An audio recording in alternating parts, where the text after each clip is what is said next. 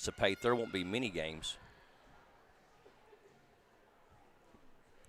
We'd like to welcome you to Jackson County High School here on PRTC TV.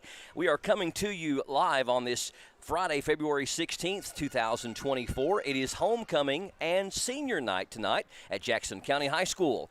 Our entire PRTC TV broadcast crew is here. We have Justin Lakes, TJ Isaacs, Mark Solfridge, Hunter Carroll. My name's Brian Murray. It's great to have you tonight.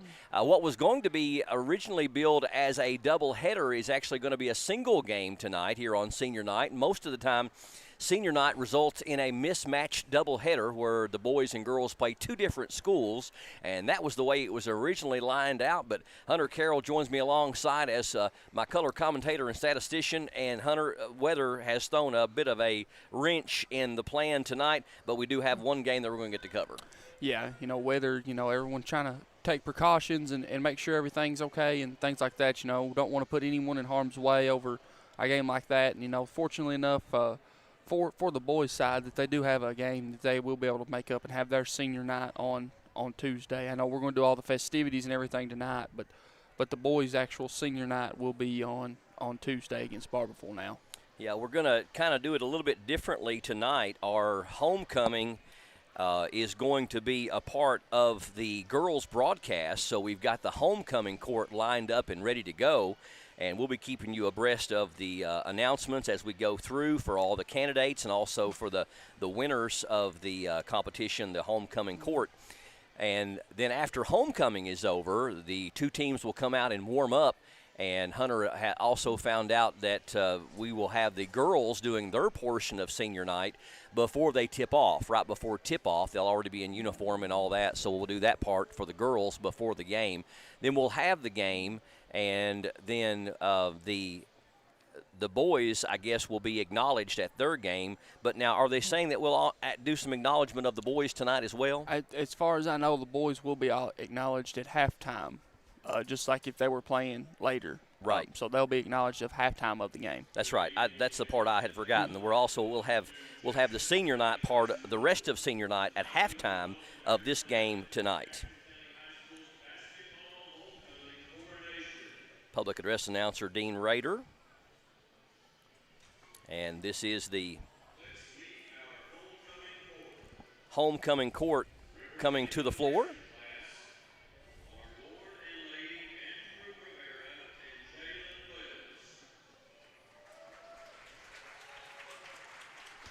Representing the freshman class are Lord and Lady Andrew Rivera and Jalen Wells.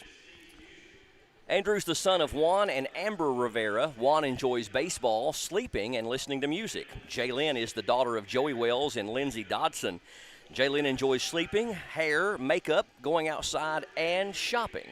Lord and Lady Andrew Rivera and Jalen Wells representing the freshman class.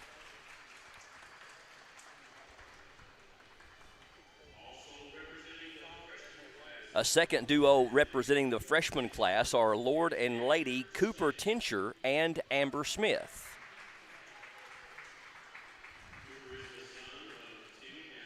Cooper is the son of Timmy and Robbie Tincher. Cooper enjoys fishing.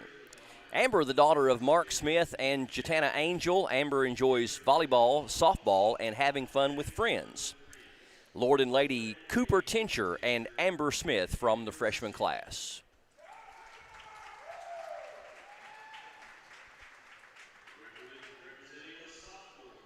Now moving on to the sophomore class.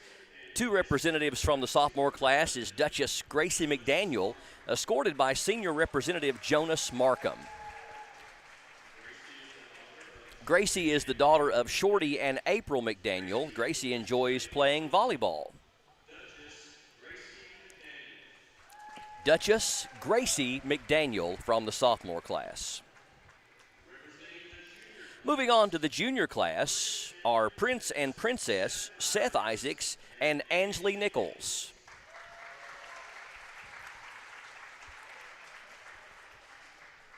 Seth enjoys hanging out with his friends. He is the son of Jason and Jennifer Isaacs. Ansley, as you might imagine, enjoys playing basketball and spending time with family and friends. She's the daughter of Thomas and Shauna Nichols. Prince and Princess representing the junior class, Seth Isaacs and Angeli Nichols.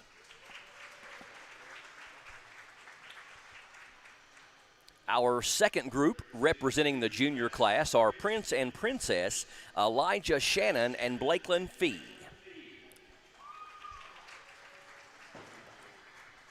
Elijah enjoys playing basketball and playing video games, and he is the son of Lance and Stacia Shannon.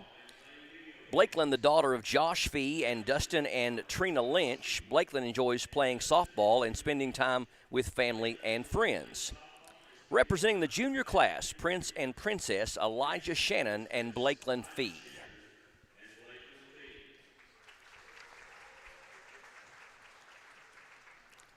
Our third group representing the junior class are Prince and Princess, Kendon Ward and Reagan Ward. Kendon is the son of Kenneth and Tina Ward. He enjoys playing the saxophone and watching wrestling, with a highlight being this past Monday when he went to Raw live at Rupp Arena. Reagan, the daughter of Travis Ward and Alicia Wynn. Reagan enjoys showing horses and spending time with family and friends. Our third group representing the junior class is Kendon Ward and Reagan Ward.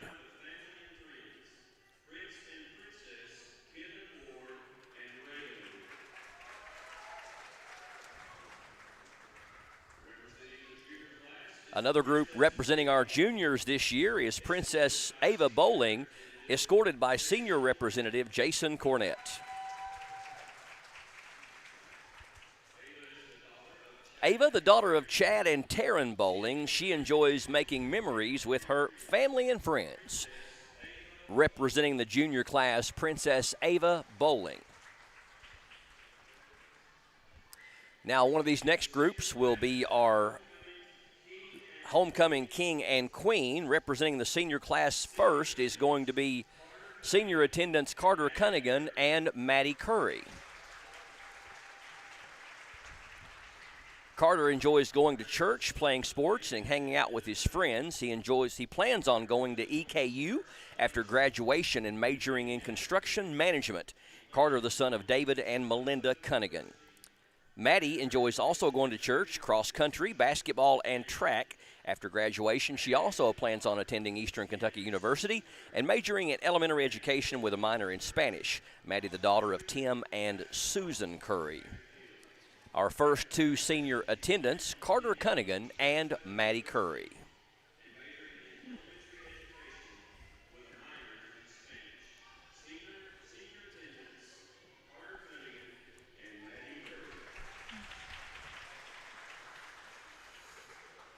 Up next among our seniors are going to be Noah Weaver and Caitlin Isaacs. Noah, the son of Junior and Ashley Weaver, he enjoys welding and mechanics. After graduation, he plans on getting a job in those areas. Caitlin is the daughter of Mark and Eddie Isaacs. Caitlin enjoys band, art, crafting, and reading. After graduation, she wants to get her associate degree and then a bachelor's degree and become a nurse. Senior attendants Noah Weaver and Caitlin Isaacs.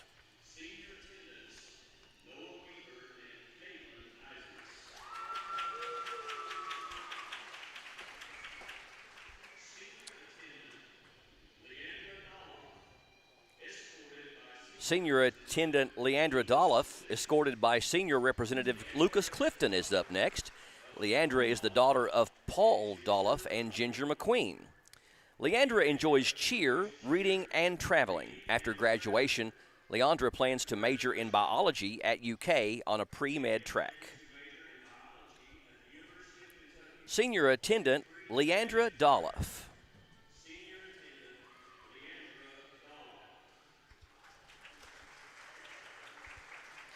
Our final senior attendant is going to be Brooke Isaacs. Brooke is escorted by senior representative Jamison Markham.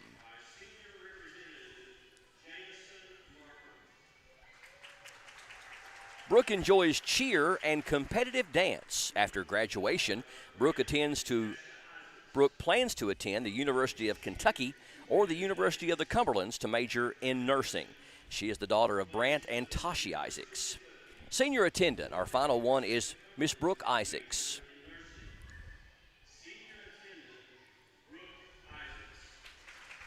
Now that is all of our candidates for this year. To crown our king and queen tonight, we Principal Brian Harris, along with Sonia Roberts, and the 2023 homecoming queen, Abby Judd.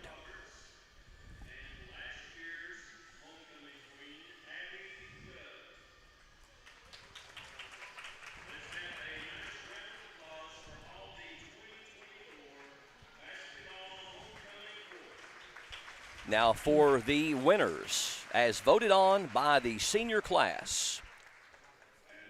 Your 2024 basketball homecoming king is going to be Carter Cunningham.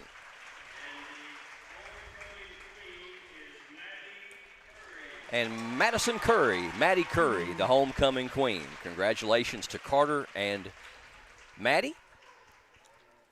Both significant players on their respective high school basketball teams, both starting on the squads. And they will allow for some pictures to be taken of the entire homecoming court. And once again, your 2024 homecoming queen and king is Maddie Curry and Carter Cunningham. You ever participated in that? I don't know. I don't remember. You slept since then. I've slept since then. So 2024 Jackson County High School basketball homecoming coronation. We appreciate you for tuning in for that, and congratulations to all the participants, and especially to our 2024 king and queen, Carter Cunningham and Madison Curry. We'll take a quick break and come back with more up next here on PRTC TV. There's so many great things about life in gig country, and PRTC is proud to be one more. A local internet provider with all the speed and reliability your family needs, backed by hometown service and support. Whether you need to just check email or power multiple Wi-Fi devices all over your home, we've got the right package for you. Stop by one of our friendly offices, give us a call, or visit us online to learn more. PRTC, your local internet connection. Not enough power? Not okay. Weak Wi-Fi? Also not okay. These days, your home's got Wi-Fi connected gadgets and devices here, there, everywhere, and they all use more and more Wi-Fi until, luckily, an easy upgrade to PRTC fast, reliable internet with GigaSpire whole home Wi-Fi makes it all okay. Call or visit PRTC online for a great upgrade offer today. Video gaming is a great way for families to have fun together. And PRTC's reliable internet and Wi-Fi is a game changer. Super fast download and upload speeds up to 1 gig. And GigaSpire whole home Wi-Fi power today's most exciting games on consoles, handhelds, even VR headsets with no lag or buffering. Contact PRTC and level up to game-changing internet and whole home Wi-Fi today. Most of us are in touch with the internet in one way or another all day long. A fast, secure connection matters. It keeps us entertained, informed, in touch. PRTC cares about your connection. We know strong, reliable internet with GigaSpire whole home Wi-Fi makes life better. If you need an upgrade or just have a question, get in touch. Call or visit PRTC online today. These days, you have Wi-Fi powered smart devices working throughout your home. And you want to keep all those gadgets running at peak performance. It's easy to do when you have PRTC fast, reliable download speeds and enhanced Wi-Fi management. Give your home's data-hungry devices all the bandwidth they need to enhance your family's life. Contact PRTC to sign up for or upgrade your internet today. For the ultimate Wi-Fi experience, you need a managed Wi-Fi service with advanced Blast Wi-Fi. Blast managed Wi-Fi systems provide ultimate coverage, ultimate performance, and ultimate power all the time. Available from PRTC, Blast Wi-Fi systems feature the latest Wi-Fi 6 technology. They're equipped with unrivaled bandwidth and 4 times more simultaneous connections, so you can connect tons of devices throughout your home with no lag and no downtime. Plus, with 24/7 support and remote troubleshooting, you can rest assured PRTC is always there to help you should any issues arise. Now the Ultimate Managed Wi-Fi also comes with the Ultimate app. The PRTC Commander mobile app puts you in control of the home network and makes it easy to set up and connect devices, run network speed tests, pause Wi-Fi, and set parental controls all from the palm of your hand. It's the ultimate Wi-Fi experience, and it's a blast. Contact PRTC today to sign up and get started. If your outdoor projects call for digging, you need the right tools, including one of these. It's never been more important to call 811 or visit call811.com to locate underground utilities before you dig. Essential connections to your home are just below the surface and can be easily cut. So use one of these tools to call or go online and know what's below. This message provided as a public service by your friends at PRTC. Our family relies on the internet every day. We both work from home at times, so our Wi-Fi just has to be there. We learn with it, laugh with it, and count on it for all kinds of things in our home. Your family depends on strong internet and Wi-Fi. That's why PRTC provides fast internet speeds with enhanced Wi-Fi management every day. To learn more about our internet and Wi-Fi choices, visit prtcnet.org. Fiber-powered internet from PRTC is fast. Crazy fast. Experience crazy fast internet speeds from PRTC with reliable downloads up to 1 gig. Now you can surf, stream, game, chill with speed to spare. And with our new GigaSpire Blast, you'll enjoy the ultimate Wi-Fi experience everywhere in your home. Accelerate your internet. Contact PRTC to sign up or upgrade your internet today. We understand an upside-down world, but they're writing us off before we get to the starting line. A stalled generation? Who do you think is gonna fix all this? We will, because our future is the future. So we're going to build bridges and hospitals in a day, and feed those left in the cold. We're going to do all this and more, because we have an appointment with destiny. Welcome back to Jackson County High School. You are watching PRTC TV. We just finished with the 2024 Jackson County High School basketball homecoming coronation. Congratulations to our winners, Carter Cunningham and Madison Curry, on being the 2024 homecoming winners as voted on by the seniors. Well, welcome to Senior Night 2024. It's a little bit different than it was originally laid out, as it was going to be a mismatched doubleheader with Jackson County Lady Generals taking on the Harlan County Lady Black Bears, and then the Jackson County General boys were going to take on the Knox Central Panthers in the game after.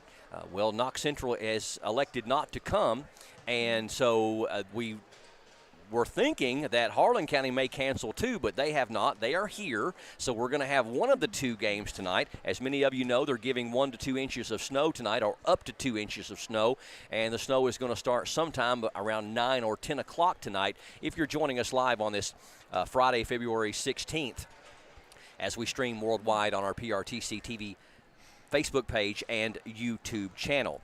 Now, as far as a bit of a preview from the game tonight and to kind of tell you how things are going to go, we just had the homecoming coronation, and the Lady Generals players are going to be acknowledged on senior night before the tip. And then at halftime, we're going to do the rest of the senior night to honor all of the other seniors that have participated in sports and extracurricular activities. Am I correct on the layout on that? Yeah, so it'll be every other kid, you know, with this participated academic team, band, not just your basketball per se. It's going to be a sport-wide. all extracurricular. Yes. Okay. So we'll do that at halftime of the game between the Lady Black Bears and the Lady Generals. Now, it's looking like that tip-off is going to occur sometime around 6:15 as far as the actual tip-off of the game. They've got about 42 minutes on the clock. We've got several things we can talk about between now and then, so we're going to just let the homecoming and senior night be all one broadcast here on PRTC TV, and we should tip off around 6:15. Now, previewing the game for you tonight, Harlan County Lady Black Bears come in with a record of 15 wins and 11 losses against the Jackson County Lady Generals with a record of 16 wins and 9 losses.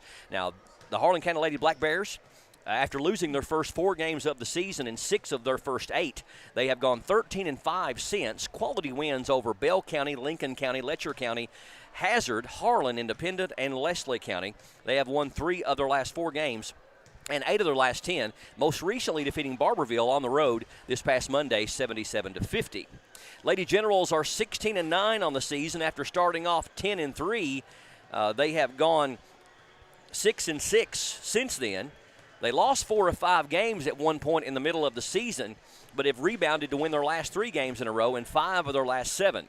They have quality wins over Rockcastle County, Bell County, Leslie County, Pineville, Knott County, and Danville. Their most recent wins on their 3-game winning streak were against Rockcastle, Leslie, and this past Tuesday, Bell County at Berea College, where Jackson County won 53-50 in overtime. Harlan County's top scorer is one of the top scorers in the state of Kentucky, senior guard Ella Karst. Ella is 3rd in the state in scoring, according to the KHSAA website, at an impressive 28 points per game. As you might imagine, Karst also leads the Lady Black Bears in field goal percentage, 43%, most made three-pointers, 62 at a 34% accuracy, and most made and highest percentage made on free throws, 138 of 162 for 85%, which is good for 4th in the state. And, you know, we have times, Hunter, when we have a 2-headed monster or a 3-headed monster, but Harlan County, when you dip down from Karst, who averages 28, their second leading scorer averages 7 points per game. So it's almost like the old Pete Maravich teams from LSU, which you are way too young to remember. Mm-hmm. But in that, as Karst goes, so goes Harlan County. Yeah, kind of that one-trick pony. It's can't really afford for her to have an off night. If she has an off night, you're probably going to lose some. And, you know, an off night for her could be 15, 17 points, not, you know, you hold her to 6 or something like that. It's, you know, it's a player coming in out averaging almost 30, you know, 17, 15, holding her to half. That's a pretty well accomplishment if you're any team, not just the Lady Generals. And, you know, they've played some really good ball here as of late. The Lady Generals have. They've won, I think, 3 of their last 4? They've won their last 3 in a row, and they have won 5 of their last 7. Yeah, and, you know, playing really good ball right now. Just very unselfishness. It's been very well balanced. I feel like their turnovers have went down a little bit. They're still kind of not probably where Coach Tyra wants them to be, but that's just one of those that comes with it, some growing pains and different transitions and stuff like that. But nonetheless, it's going to be a good game tonight. And to give you an idea of how important Ella Karst is to this team's offense, they average 56 points as a team, and she averages half of those as one player. So she is definitely the offensive straw that stirs the Harlan County drink. Fellow senior guard Paige Phillips is 2nd in scoring at nearly 7 points per game, and 7th grader Reagan Clem is 3rd at 6 per game. Phillips is the top rebounder, averaging 5.5 per game, and 7th grader Clem has the best three-point percentage, converting 34 of 84 for 40%. Jackson County also has one of the top scorers in the 13th region in junior forward Abby Gilbert, who's averaging just under 18 points per game. Gilbert is also the top current shooter overall, making over 60% of her shots, the best free throw shooter at 73%, and the top rebounder at nearly 10 per game. And so you have a same situation here, maybe to a lesser extent, Hunter Carroll, with Abby in Jackson County than you do Karst and Harlan County, in that a tremendous amount of the offense really revolves through and around junior Abby Gilbert. Yeah, and one thing, too, that KHSA doesn't list is assists. So, you know, it's really, you know, these past few games that we've covered, you've seen, you know, Abby's had several assists. So not only is, you know, she's filling it up in the basket and things like that, she's responsible for a lot of points that she's not getting credit for, you know. So So that's just something kind of to watch too. Of not only is she scoring very well, she does a very good job at finding the open player and making the right play. It's not just Abby go try to score every time she touches it. She's very well at trying to get her teammates involved and everything like that. Injured senior forward Kylie Shannon, who tore her ACL, was second on the team in scoring at over 12 points per game and was also the top shooter overall before the injury, making over 63% of her shots. Senior guard Maddie Curry, who was just honored as our 2024 homecoming queen, third on the Lady Generals in scoring at over 9 points per game, and is the top shooter from beyond the arc, sinking 37 threes at a 36% accuracy. Now, as far as comparing the team stats of these two squads, they're pretty equal in a lot of areas. As far as field goal percentage, Jackson County shoots 47% to Harlan County's 40%. And then you have three areas where Harlan County has a slight advantage. 3-point percentage, Harlan County averages 34% to Jackson County's 31%. From the free throw line, Harlan County a slight advantage, 68% to Jackson County's 67%. Team rebounds, Harlan County averages 26 to Jackson County's 22. And then as far as overall scoring per game, Harlan County averages 56 points per game to Jackson County's 51. So pretty similar team stats for these two squads. Head-to-head, these two teams have not played each other very often, and I can give you two pretty good reasons for that. Number one, it is a long haul between the two schools from Jackson County to Harlan County, but also Harlan County did not open their brand new high school until 2008. Have you been there? No, I've actually never been in that gym. It has got what I would call almost like a small college gymnasium with a walking track along the top of it. And to be honest, I think it's one of the larger high school gyms I've ever seen. And one thing too, I know that there's certain requirements that you have to meet to qualify to host the region. And I think Harlan County according to KHSA, Harlan County is the only school that's big enough to host the 13th region if they were to ever move away from the arena. Yeah. So that's just, kind of one of those things to watch and see. But, like you said, I've seen pictures and videos and things like that. Phenomenal gym, breakaway goals, kind of almost very similar to Berea College's gym. Yes. I would give that, because they've kind of got that one section of bleachers and stuff out, kind of for a student section and things like that. But, it's a very, very nice gym, very nice facilities all the way around. So in the last 15 or 16 seasons since Harlan County High School opened up, these two teams have only met 4 times, with each team winning twice. Harlan County defeated Jackson County in 2009 and 2010. Then the teams did not play each other from 2010 until 2021, when Jackson County defeated them 55-40.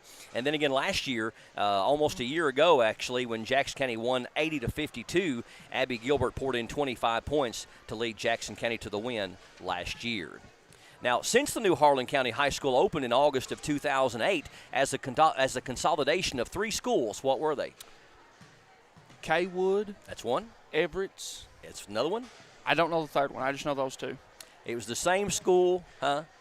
Cumberland. Yep. Cumberland. Yep. Same team that beat us out of the regional semifinal in baseball in '87 when I was a freshman. They combined those 3 schools into one. Now, whenever they opened up their high school, Anthony Nolan was the first coach of the Harlan County Lady Black Bears, and he is actually coaching there now in his second stint. He coached there from 2008 to 2014, winning 132 games against only 48 losses in 6 seasons. That's averaging 22 wins and only 8 losses per year. And in his first 3 trips to the regional final, which was like 08, 09, and 2011, he went all the way to the regional final, lost to Clay County all 3 years. In 2014, Debbie Green, mother of former UK star Blair Green, took the job and coached them until 2020. She also had a very successful run in her 6 seasons, winning 129 games with only 48 losses, almost had the identical record for 6 seasons that Coach Nolan did. Anthony Nolan took the job again starting with the 2020-2021 season. He's gone 68-46 during his second stint with the Lady Black Bears. And you had a piece of information I didn't know, that after Debbie Green left Harlan County, she stayed in the 13th region. Yeah, I know they kind of took a stint away and, watched their daughter Blair with the UK and things like that. But now her husband and her are both coaching at Pineville. Her husband is the on the KHSA is listed as the head coach, but I'm sure it's a co-head coach. They both, I'm sure, both have a wealth of knowledge of the game and everything like that. But, yeah, they stayed in the 13th region, and now they are both coaching at Pineville. Now, between the two coaches, Nolan and Green, since 2008, a pretty impressive resume. They have won 5 52nd district titles, went to 6 13th regional finals, and won the 13th region in 2018 under Coach Green over North Laurel before losing in the opening round to George Rogers Clark. In 15 seasons, Harlan County has only missed the 13th regional tournament 3 times in 2011, 2014, and 2015. Harlan County plays in the 52nd district with Harlan Independent, Bell County, and Middlesboro. Now, here's another interesting story. For 2 seasons, in 2006 and 2007, before Harlan County opened up in 2008, the 56th district had 6 teams in it for 2 years. As Bell County and Middlesboro had came over from the 51st as a part of the realignment of the 12th and 13th regions in 2005 that brought South Laurel and North Laurel to the 13th region. In 2006 and 2007, the 56th district was comprised of Bell County, Middlesboro, Harlan Independent, Kaywood, Everts, and Cumberland. So they had to have 2 play-in games to get to that point. Some teams had to win 3 games to get out of their district. Mm-hmm. Harlan County was originally going to be called the Harlan County Knights and Lady Knights before public opinion changed it to the Black Bears, which, of course, are very common in Harlan County. I think they even said on Wikipedia I was reading today that the paw on this statue or this thing they have up at the high school is made from coal. So Black Bear is very common in Harlan County. Finally, Jackson County coached by Courtney Tyree in her 6th season. She has won 110 games versus only 57 losses. She's won nearly 2/3 of her games since becoming the head coach in the 2018-2019 season. Courtney has led the Lady Generals to the 13th Region Tournament the last 2 seasons after being shut out her first 3. She's went the last 2 as 49th District runner-ups to North Laurel, advancing to the semifinals in 2022 and going all the way to the regional final last year, losing by only 3 points to North Laurel, 42-39. She has won 20 games 3 of her first 5 seasons and has a shot to make it 4 of 6 this year. Tyra, a star player at Jackson County and also at Georgetown College. And Hannah Carroll, if I'm not mistaken, she still holds a pretty good list of offensive records at Georgetown. She was awesome here at Jackson County, but really upped her game when she went on to the next level. Yeah, and one thing, too, that a lot of people may not know, she even had a coaching stint at Georgetown as an assistant, I believe. And, that after that, she kind of come back and she helped Coach Parrott for a year and then kind of transitioned. Coach Harris went away from coaching, stepped down to be the head principal of JCHS, and then she's kind of stepped in ever since. And, one thing that's pretty phenomenal, too, in those 6 years, never had a losing season, Brian. Always has had a winning season, and, kind of seems like their teams are always playing best this time of the year. Yeah, they're definitely coming together. You and I were talking on a recent broadcast that you really hadn't seen Jackson County play close games. Well, they've had their hands full as far as close games in the last 4 contests, losing to North by 3, beating Leslie County by 2, beating Rockcastle County by 8, and beating Bell County by 3 in overtime. And those are the kind of battles that make you road tested. And I think the combination of the fact that she's playing a lot better opponents toward the end of the season with people that have RPIs similar or even higher than we do in the case of like Rockcastle County and also North Laurel. But I think it's going to help these teams get ready because we've got a wild card district at OBI this year, and it's going to be anybody's game. I think on the girls' side, you could easily very well say it could be either North or Jackson that could come out of the 49th district as champions. And on the boys' side, you could make an argument for 3 different teams that could come out as champions in the 49th. Yeah, and you can. It's going to be kind of wide open on that boys' side. I feel like on the girls' side, it's kind of more of a if Clay were to upset Jackson, or it would be a very big upset. Yes. Or, if Oneida was to upset North, it would be a huge upset and things like that. It seems like, it's kind of it's still North's district to lose. It's when, you've got to be the man, you got to beat the man, or you got to dethrone them. Then, the 49th district runs through Coach Mahan and the Lady Jags. That's, like I said, he's not lost a district game since, I think, 2018. But allow me to correct myself in what I said, in that, it is pretty much a 2-team race on the girls' side. But you could even make an argument it could be a 4-team race on the boys' side, because Oneida's won like 16 games. They took Jackson County to overtime. North Laurel only beat them by 15 at OBI. It seems like that OBI has had more of a problem with the other Clay County school, the Clay County Tigers, than they have North or Jackson. And you get these teams over there on their home gymnasium where interesting things happen.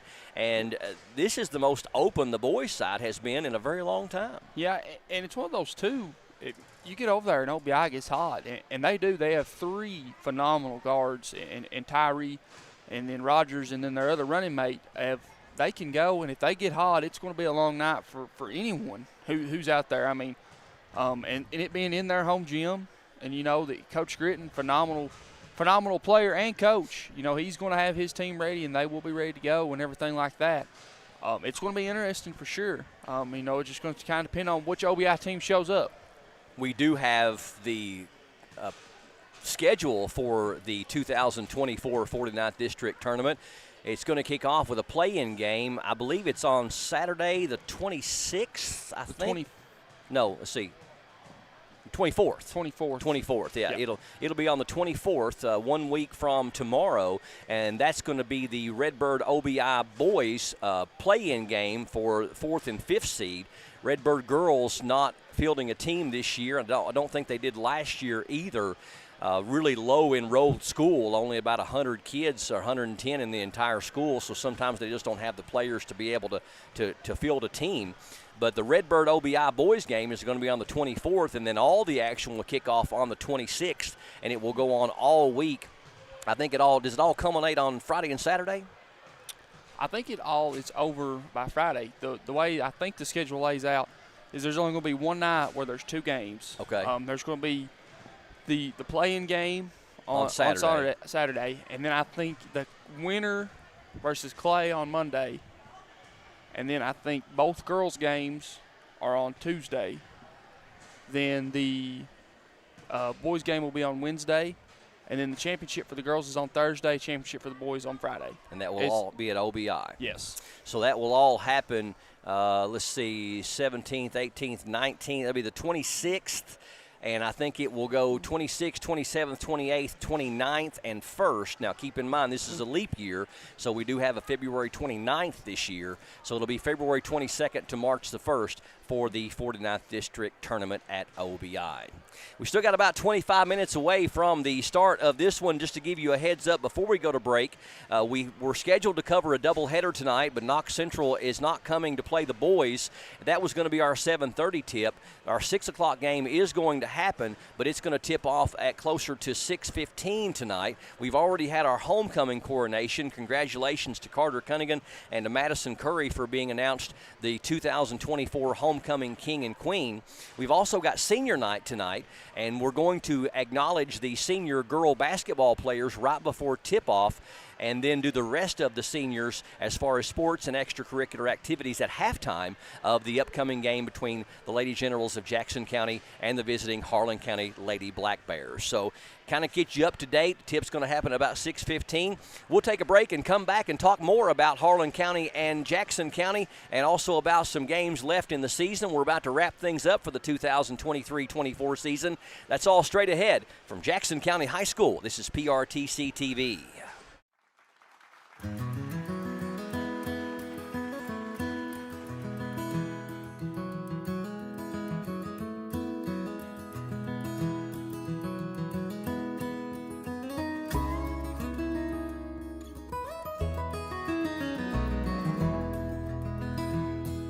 Her name was Autumn Anne Marie. Knew she'd be the one for me. Courted when the leaves were gone, future left yet to unfold. Saved my money to buy a ring, planned a wedding for the early spring. Gentle years like summer rain brought us to a fall of pain. Seasons come and seasons snow. She's not coming back to me. Nothing's like it was before. I don't have autumn anymore, but I still love the fall in Tennessee.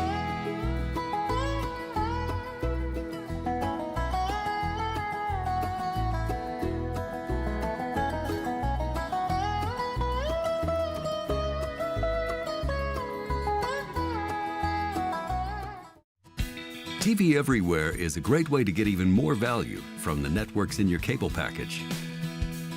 It's the TV you want, when and where you want it.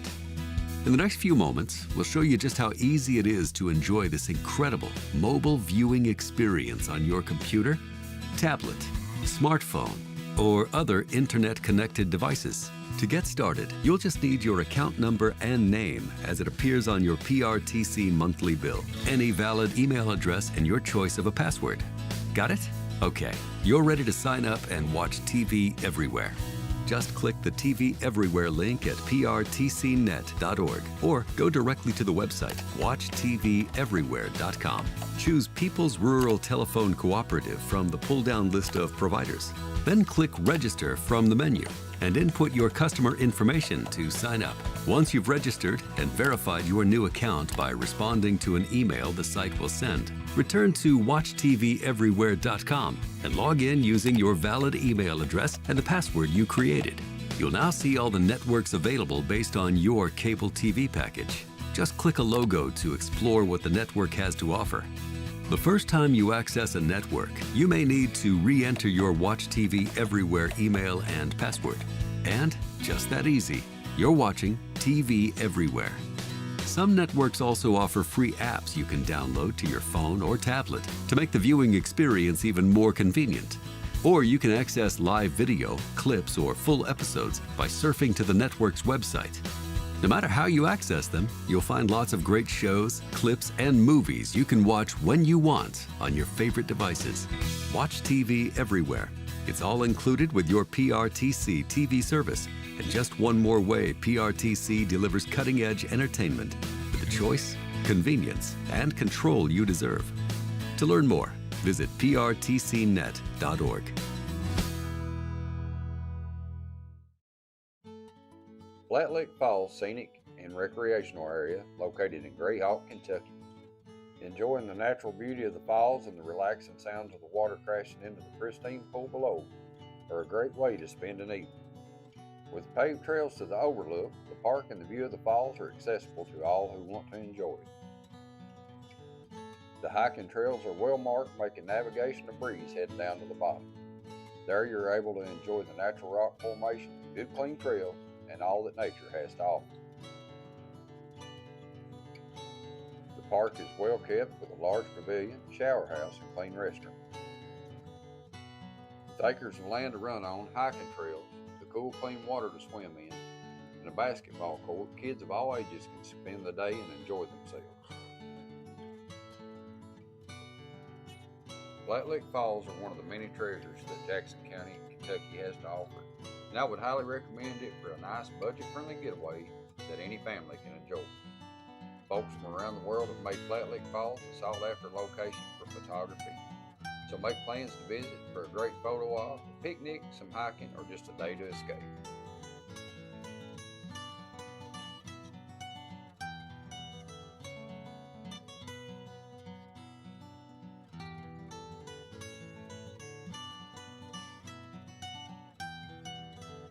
Providing you stop by at the right time of year, you can also pick and enjoy a handful of blackberries. Water and electrical hookups are easily accessible, and each RV site is on a nice level concrete pad with a dump station also on site. Camping must be in designated tent, RV, and travel trailer sites only. You must have a reservation. Reservations can be made by calling 606-287-8562. Y'all bring your hiking shoes, your swimsuit, and the whole family. Keep in mind there's no jumping from the falls as it could lead to serious injury and possible death. Always leave things better than you found them, and enjoy your visit. Be sure to check out our website. Visit jacksoncountyky.org. Remember to stay humble, be kind, and no matter what, stay awesome, Appalachia.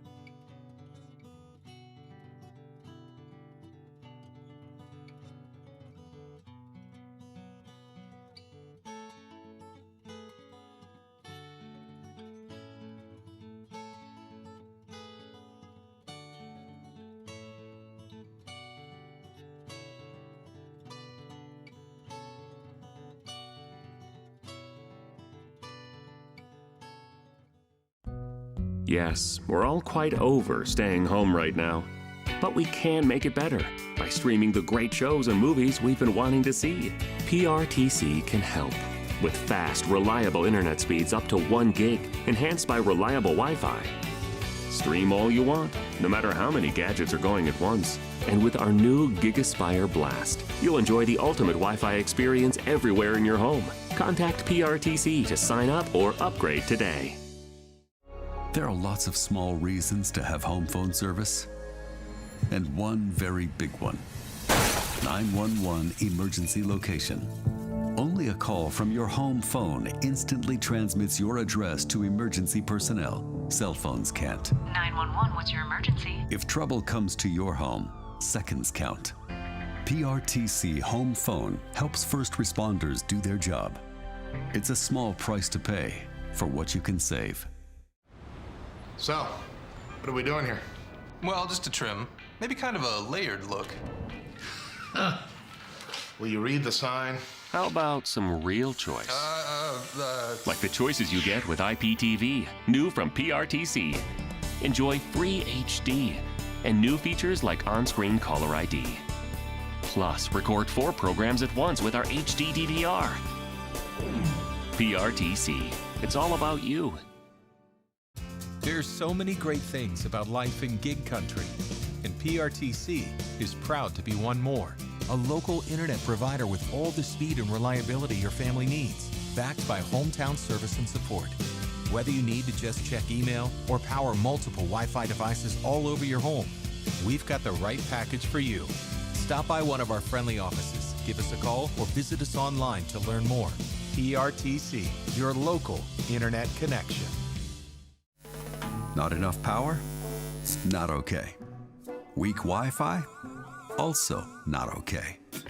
These days, your home's got Wi-Fi connected gadgets and devices here, there, everywhere, and they all use more and more Wi-Fi until, luckily, an easy upgrade to PRTC fast, reliable internet with GigaSpire whole home Wi-Fi makes it all okay. Call or visit PRTC online for a great upgrade offer today. Welcome to Jackson County High School. We're on PRTC TV, streaming to you live worldwide on this Friday, February 16th, 2024. Snow on its way, 1 to 2 inches they're giving in the forecast tonight, but we're going to try to get some basketball in before that happens. We'll treat it just like the top of the broadcast, as many of you may just be tuning in as the game was originally scheduled to tip off at 6 o'clock between the visiting Harlan County Lady Black Bears and the Jackson County Lady Generals. Our entire PRTC TV broadcast crew here to bring it to you. TJ Isaacs, Justin Lakes, Mark Solfridge, Hunter Carroll. My name's Brian Murray. Excited to bring you all the play-by-play action of what should be a dandy basketball game tonight. From the 52nd District, the Harlan County Black Bears coming in with a record of 15 wins and 11 losses against the Jackson County Lady Generals with a little better record at 16-9. Harlan County won 3 of their last 4 games and 8 of their last 10, most recently knocking off Barberville handily 77-50 at Barberville. The Lady Generals have also been on an uptick here lately. They've won 3 in a row in 5 of their last 7. They have defeated Rockcastle, Leslie, and Bell County in the 3 games in a row that they've won. And out of the 7 that they've won, the only losses came to North Laurel and South Laurel, and they also had wins in there over Perry County Central and Clay County. Many of you know Jackson County's second leading scorer, senior Kylie Shannon, tore her ACL against South Laurel back on, I guess that was February the 5th. So it's been just a little over a week ago that she tore her ACL, and Jackson County really missing her contributions both in rebounds and points, and just a really smart basketball player. Kylie tore her ACL, so Jackson County having to regroup a bit without her.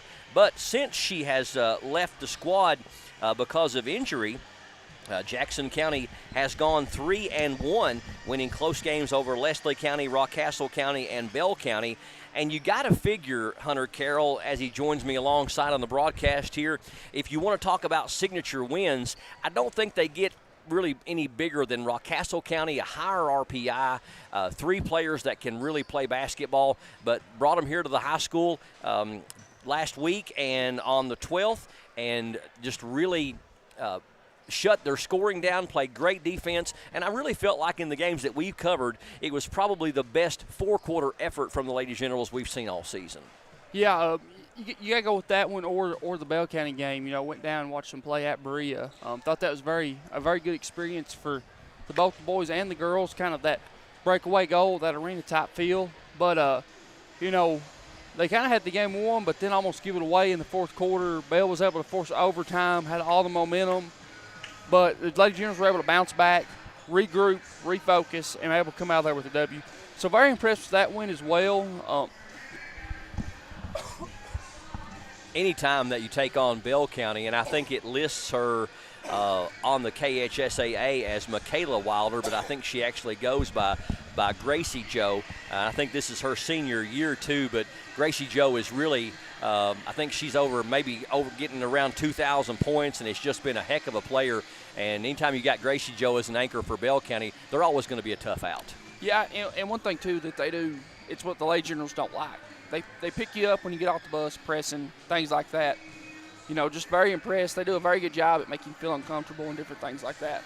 Gracie Joe Wilder is actually 12th in the state in scoring, averaging 23.1 points per game. As a matter of fact, in the top 50, there is actually 5 representatives from the 13th region.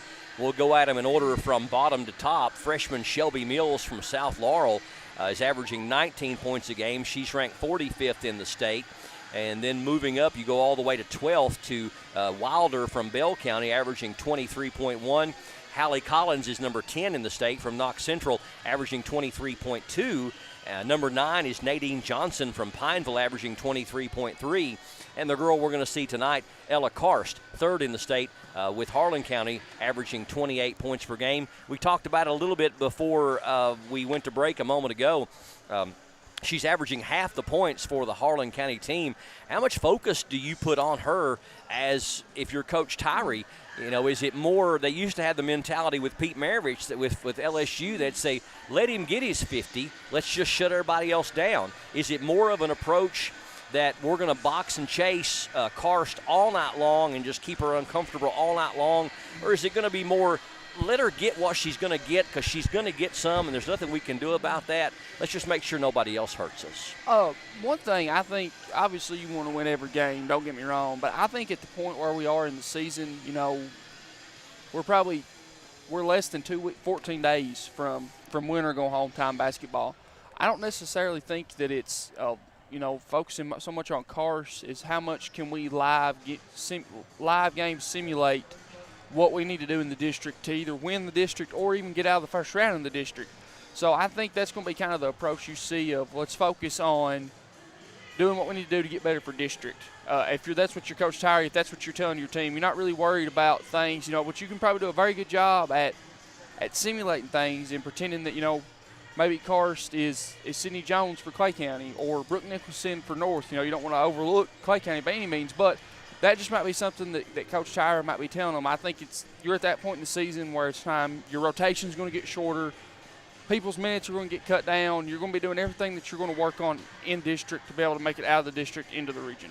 You think about Ella Karst averaging 28 of her team's 56 points, so averaging exactly half of their points. When you drop down from Karst, who's averaging 28 points a game, it goes all the way down to 7 points per game, which is fellow senior guard Paige Phillips. And then their third leading scorer is actually a 7th grader, that averages 6 points per game. So the entire squad is only averaging 28 points, and while Ella Karst averages 28 points. So it's going to be interesting to see how Courtney Tyree sets that up. And I totally agree with you. It's one of those situations to where we see teams that, you know, you want to win every game, just like you said, but at the same time, at what cost? Because, you know, nobody cares what your record is at the end of the year. It's did you get to play longer than the rest of them? Everybody's 0-0 when district play starts. And again, 49th District is going to be held at OBI this year, and it's going to kick off on the 24th, 1 week from tomorrow, with the Redbird OBI boys play-in game. That's for the 4th and 5th seed battle to take on North Laurel. It's pretty bad that you have to be able – Clay County, rather. Clay County's top seed. So those two teams playing for the right to play in the semifinal against Clay County, and then starting on the 26th, which is a week from this coming Monday, that will start off all the play and go all the way to Friday night, which will be March the 1st, with the district at OBI. Of course, everybody knows the last time the district was at OBI, I think that was 18? Yes. And interesting things happen as the Clay County Lady Tigers, who were favored coming into that game, were upset by the Jackson County Lady Generals, and that got Jackson County into the semifinal against North, where they gave them a good run.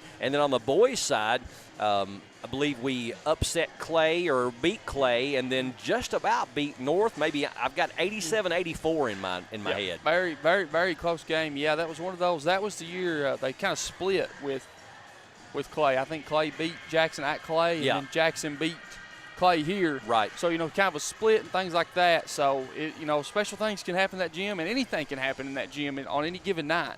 I believe that was might have been Tanner Harris' senior year. It was. Yep. So that was the last time the district was there, and that's been 6 years ago. So they missed a rotation, OBI did. They do have the ability, if they choose to not host the tournament, and I don't know if do they have the ability to say what school they will let host it, or does that come down to district people, or does it automatically go to Clay because it's closest gymnasium? I thought it was whoever's next on the rotation. In the rotation, they just skip on to them. Yeah. But I could be wrong. I'm not 110% sure on that by any means. But last time I thought, I could be wrong, like I said, but I thought it was if Oneida, Alexa, skip, and let's say it was Jackson the next year, it would just go to Jackson. Mm-hmm. Yeah. So that team would get the district just a year earlier. Now, am I correct in thinking that we host the district after OBI? Is that right? Yes. We're next up, aren't we? Yes. Yep. So the 2025 49th District, we're pretty sure is going to be held here at Jackson County High School. Now, as far as wrapping up the season after the game tonight, Jackson County was originally scheduled to have a game on the 20th against, I think it was it Morgan County, I believe? Yes. And that game has been listed as a canceled game. So Jackson County only with one game after tonight, and that's going to be against Great Crossing at Great Crossing. Now, that is the new school they opened up in Georgetown, I do believe. Yep. Because Scott County was getting up around 2,500 kids, and it's been interesting in Georgetown because the new school has ended up attracting a lot of the athletes and the kids. And, you know, just a few years ago, before Great Crossing opened up, Scott County was a powerhouse in basketball, especially on the boys' side. But now Great Crossing is a powerhouse. But what's interesting is Great Crossing's boys are ranked in the top 20 in the state, maybe even in the top 10. But I looked, and the girls have a losing record on their side on Great Crossing. So Jackson County will travel up there to play them in the final game of the season on the 22nd, which will be next Thursday. So Jackson County Lady Generals only with one game after tonight. So they could potentially, if they win tonight and win next Thursday against Great Crossing, the Lady Generals would be 18-9 going into the district tournament. On the boys' side, of course, we had the cancellation tonight as far as Knox Central not coming to play on senior night.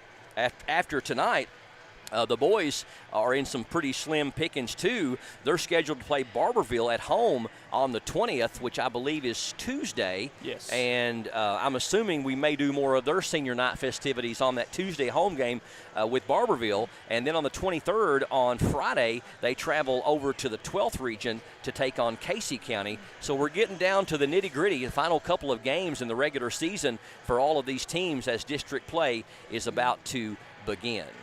We have got still about 7 minutes away from the start of this one between the Harlan County Lady Black Bears and the Jackson County Lady Generals. We'll take a quick break and we'll come back with more up next here on PRTC TV. Video gaming is a great way for families to have fun together. And PRTC's reliable internet and Wi-Fi is a game changer. Super fast download and upload speeds up to 1 gig. And GigaSpire Whole Home Wi-Fi power today's most exciting games on consoles, handhelds, even VR headsets with no lag or buffering.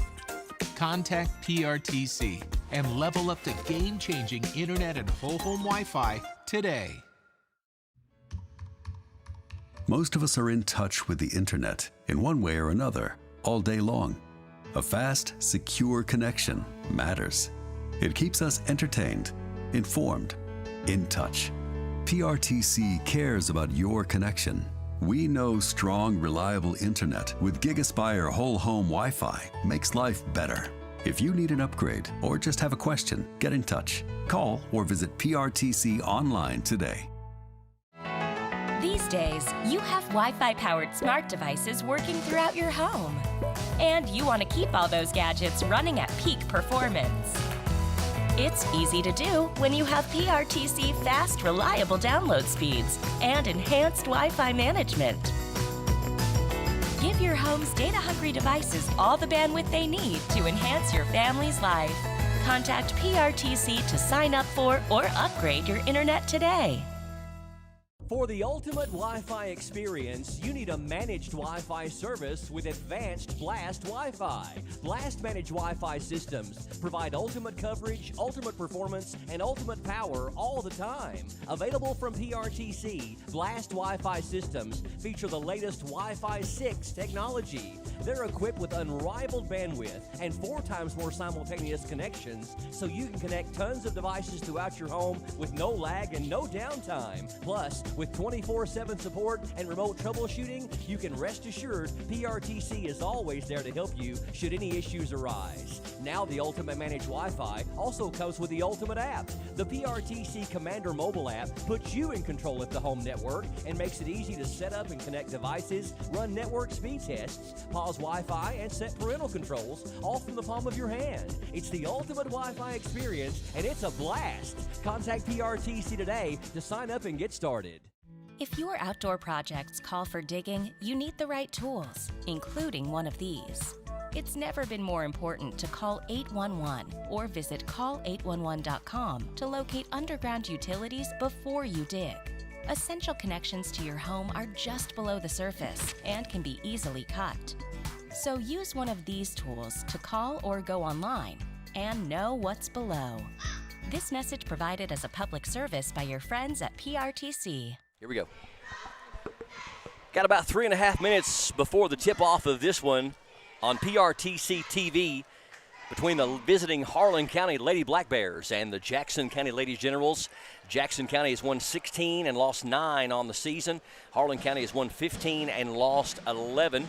We've already had our homecoming coronation tonight. Congratulations to all the participants and the winners. And we'll also be honoring our basketball girls seniors before the tip-off of the game tonight. Abby Gilbert out there shooting by herself, working on those free throws. I know that she is a perfectionist, and her free throws shooting is really aggravating her out there working. I'd love to see that. Don't forget that coming up next Thursday, February 22nd, it's going to be the 2024 Jackson County Kiwanis Club auction. This is the one major fundraiser for the Kiwanis Club to benefit Jackson County youth sports as far as Little League and so many other things. It's a great organization and a great cause. They'll have several high-ticket items as far as UK basketball tickets and just a bevy of things that are great gifts and great ideas. And even though you may pay a little bit more for them than you might at stores, you'll have some comfort in knowing that you are benefiting the youth sports here in Jackson County and giving these kids something to take up their time other than an iPhone, and also keeping them out of trouble and keeping them busy honing a craft in a sport that may end up making them a general or lady general here someday in baseball, basketball, football, or some other sport. That's going to be next Thursday, February 22nd. Starts at 6 o'clock, lasts until 10. It will be on PRTC TV's Facebook page, YouTube channel, cable channel 109, and also on 107.9 FM here in Jackson County. Don't miss that and tune in and bid to win. Got about a minute and 45 seconds away from the start, and we're going to take a break here in a moment for the national anthem. You had something you wanted to say? You know, just kind of that senior night, a lot of emotions, everything like that. It's kind of be interesting to see how they come out and different things like that. I think, you know, sometimes senior night can affect your lineup and different things like that. But, you know, with tonight's lineup, I really don't think there'll be any changes or anything like that, just going off of this is kind of our usual same five. One thing about it, too, before we go to break, is that normally on senior night you will see the home teams that will schedule teams that are teams that you would expect the home team to beat. Tonight's a little bit of an anomaly in the fact that they are going to take on a very difficult Harlan County team at 15-11. We'll step away for a quick break, and when we come back, we'll get you the starting lineups. Actually, they're maybe going to do senior night. We'll come back in just a second. Stay tuned to PRTC TV. Our family relies on the internet every day. We both work from home at times, so our Wi-Fi just has to be there. We learn with it, laugh with it, and count on it for all kinds of things in our home. Your family depends on strong internet and Wi-Fi. That's why PRTC provides fast internet speeds with enhanced Wi-Fi management every day. To learn more about our internet and Wi-Fi choices, visit prtcnet.org. Welcome back to Jackson County High School here on PRTC TV. We're about to bring you the visiting Harlan County Lady Black Bears taking on the Jackson County Lady Generals. We're going to be honoring the senior basketball players before tip-off. We have 3 seniors. Halftime, we will acknowledge all of our other seniors at halftime, yes. And then the boys' next home game will also probably highlight the boys' players as well.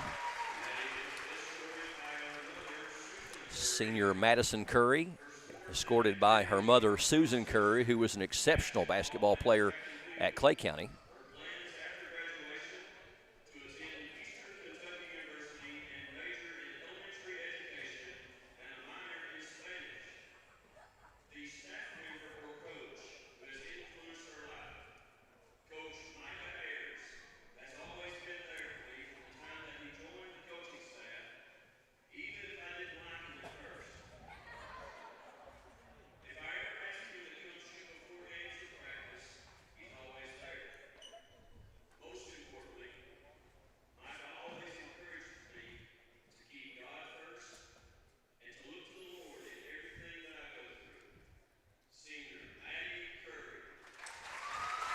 Maddie Curry planning on studying elementary education, minor in Spanish at EKU.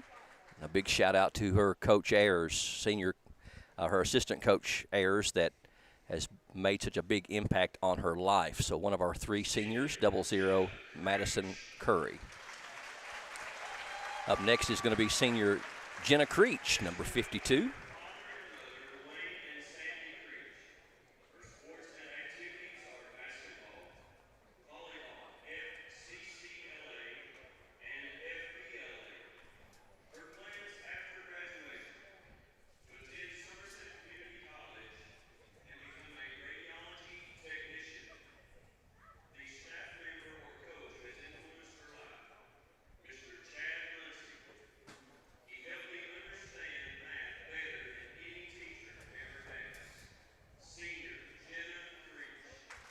Senior Jenna Creech, escorted by her parents, going to attend Somerset Community College, study radiography.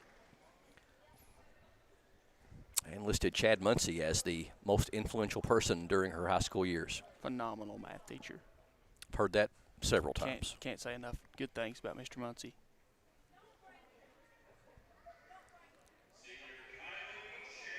And the final senior on the 2023-24 squad is Kylie Shannon.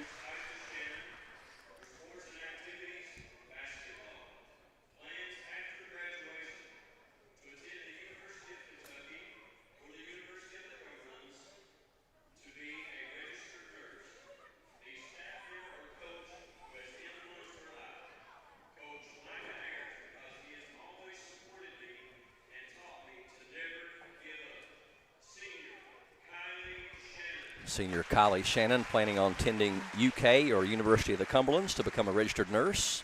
She is escorted by her parents, and she also listed Coach Micah Ayers, Assistant Coach Micah Ayers, as her most influential person during her time here at Jackson County High School. So 3 very influential players on the Lady General squad. At one time, all 3 would have been starters on the team, and a lot of emotions tonight as they have their final home game as Jackson County High School Lady Generals.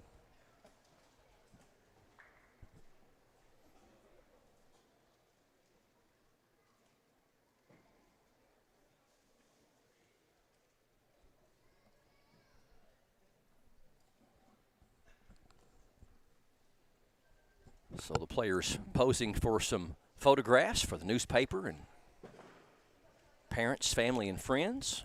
The yearbook too, I believe.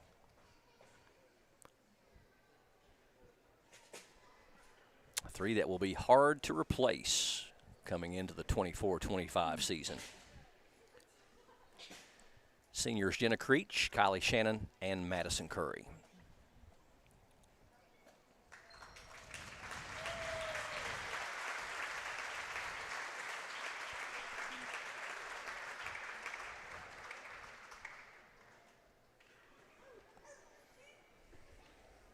All right, so our portion of our senior night for our girls basketball players and also our homecoming coronation are in the books tonight. The boys will be acknowledged at their final home game against Barberville next Tuesday.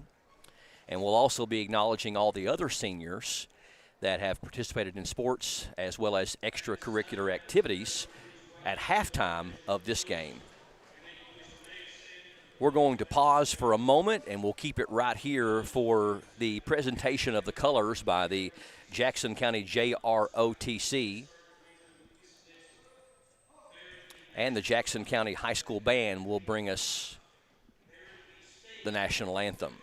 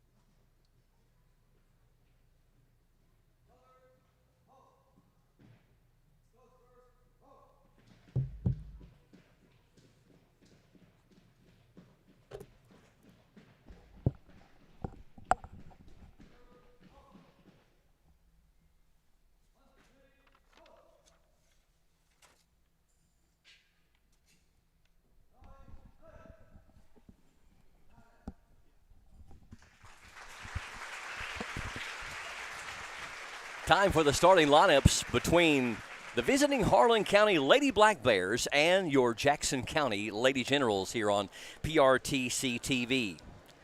Harlan County Lady Black Bears coming in with a record on the season of 15 wins and 11 losses. They've won 3 of their last 4 games and 8 of their last 10.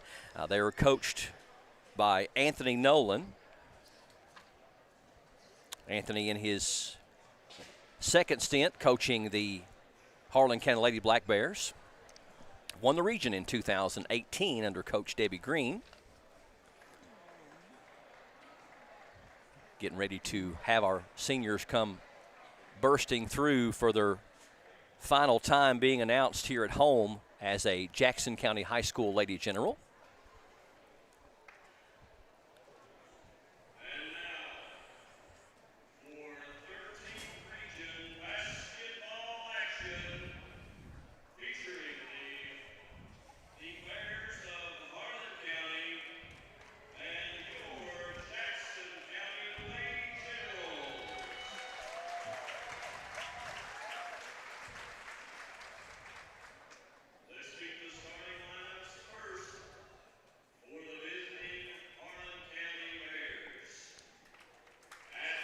Harlan County Lady Black Bears.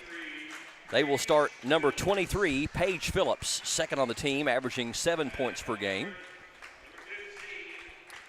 Number 15, Ella Karst. She is going to have her name called a lot tonight. Third in the state in scoring, fourth in the state in free throw shooting, averages 28 points per game and 85% from the free throw line. Number 25 is Cheyenne Reimer. 00 is Faith Hoskins. And number 34 is Whitley Teague. Number 15, Ella Karsh, the name to remember. Number 23, Paige Phillips, second to her. Now for the Jackson County Lady Generals, they have won 16 games against 9 losses under 6th-year head coach Courtney Tyree. Lady Generals have won 3 in a row and 5 of their last 7, defeating Rockcastle, Leslie, and Bell in their last 3 games.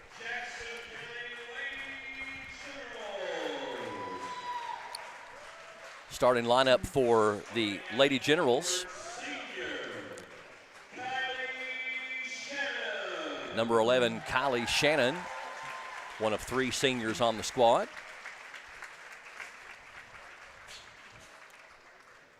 Of course, she tore her ACL against South Laurel, and she has been just a heck of a player for the Lady Generals over her career here. Also, number 52, senior Jenna Creech. 00, Maddie Curry, the third of 3 seniors on the squad.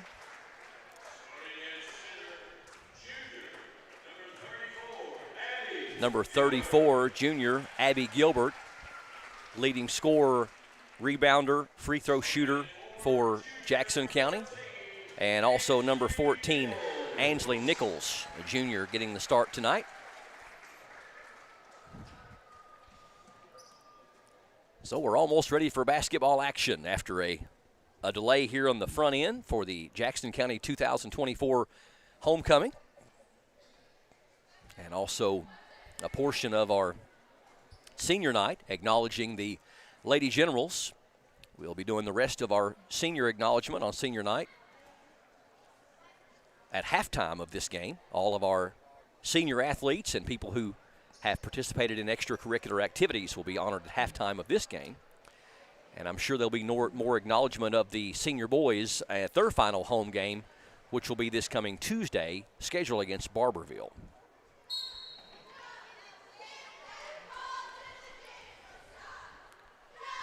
Tip is controlled by Gilbert, and looks like they have a preset play for Kylie Shannon to score as a senior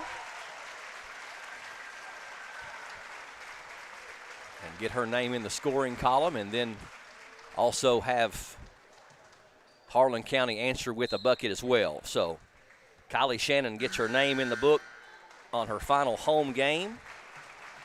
Who was that bucket by Harlan County? I believe Chris. Okay.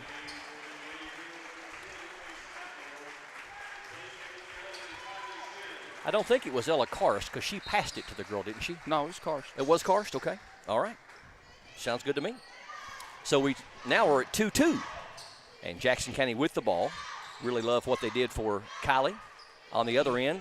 Creech can't get the shot to go. Good feed in down low. Harlan County with the rebound.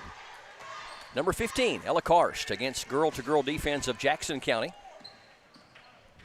Karst, as we mentioned, third in the state in scoring, fourth in the state in free throw shooting.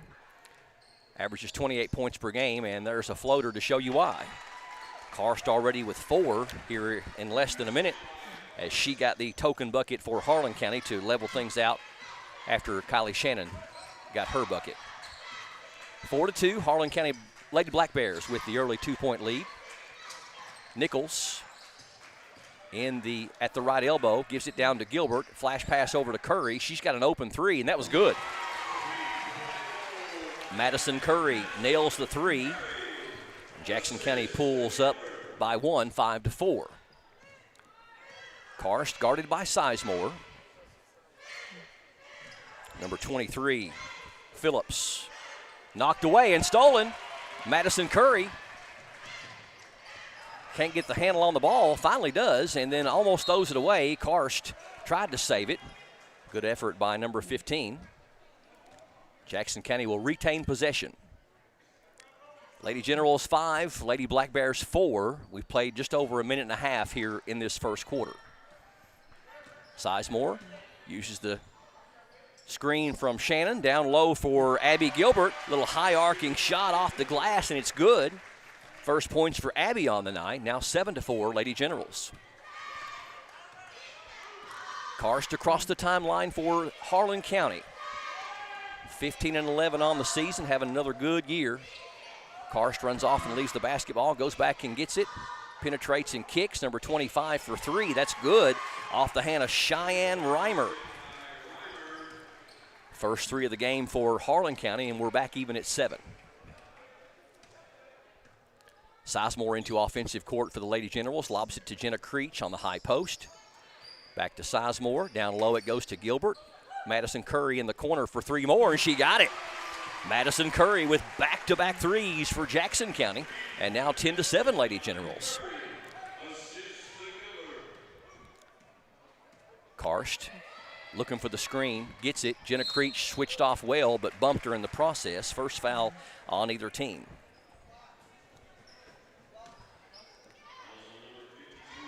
Jackson County looking for win number 17 on the year. Harlan County looking for win number 16 on the year.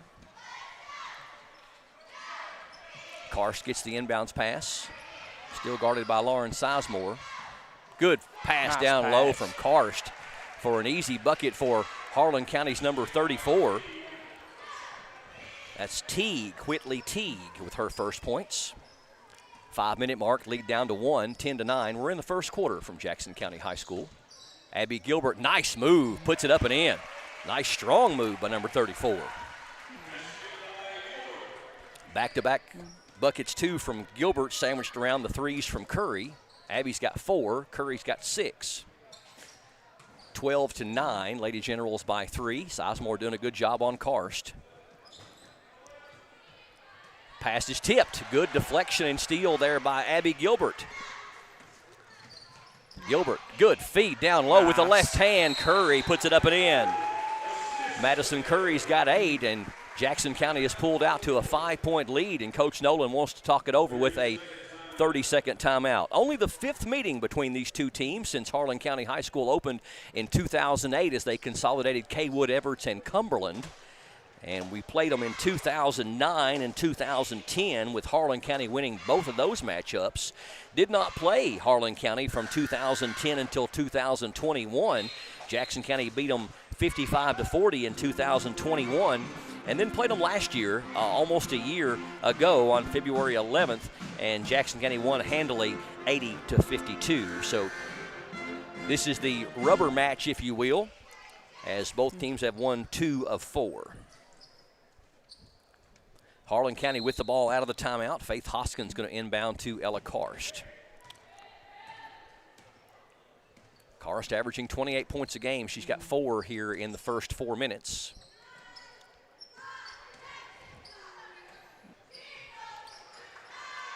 Karst passes to the right elbow. Three is on the way. It's short, and the rebound going to go out of bounds off of Jackson County. I'm not sure if Ansley couldn't get a hand on that or didn't think it was going off of Curry, but the Lady Generals have it go out of bounds off them. Ansley kind of got lost there on that play, too, with the double screen for the defender. Karst trying to pass it down low. Nichols, though, with the interception.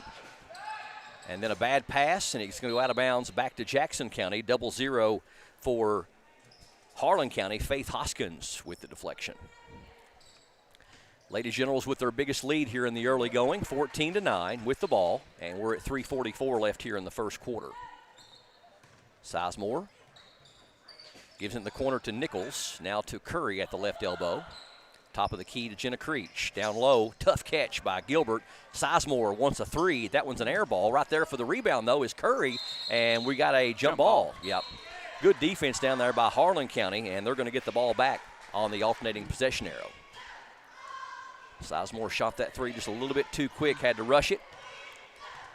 Or felt like she had to rush it. And Lady Black Bears with a stop on the offensive side. Behind the back move by Karst, but she can't get the shot to go. Ansley Nichols with the rebound, and here comes Jackson County the other way. A player averaging 28 points a game, she'll have a few highlight reel moments about every night. I said she won't miss many of those either. Jenna Creech, she didn't miss that one. Jenna Creech nails the three. That's the third three of the game for Jackson County, and now it's out to an 18-point lead, 17-9. Karst, good feed down low. Shot is up, no good. Rebound to Abby Gilbert. Down low, they find Curry, up and in. Nice little quick move there by Curry. Curry's already in double figures with 10. 2:34 left here in the first quarter, and Harlan County has to burn a second 30-second timeout. Got to really love the play here early on of Jackson County. 10 from Curry and 4 from Gilbert. Jenna Creech with a three. This feels kind of like the first quarter of the South Laurel game, and where Jackson just came out firing on all cylinders. Right now, Abby has more assists than points. Very unselfish play right now by all the Lady Generals, not just Abby. But they've done a phenomenal job with their ball movement. I don't feel like it's got stuck at all. Sometimes it seems like that this Lady Generals team can kind of get hesitant, stagnant on the offensive end, kind of hold the ball, get back on their heels. That's not been the case tonight. They've been very efficient, very kind of look. If they've had the read, they attack their defender. If not, they make the right pass. 10-point lead now, 19-9. Lady Generals by 10, 2:32 and counting left here in the first quarter from Jackson County High School. Karst uses the screen, or starts to, now goes back the other way. 0-0 with the jumper, and that one's good. Faith Hoskins with her first points of the night. And a bucket Harlan County needed badly. Gilbert gets it ahead to Nichols. Now back to Abby. Cross-court pass over to Sizemore. Corner for Curry. Sizemore, elbow three is no good. Rebound, Madison Curry. Curry with the layup. It's no good. It's going to go out of bounds, I think, off of Harlan County, but we're going to get a foul on Abby Gilbert on the rebound.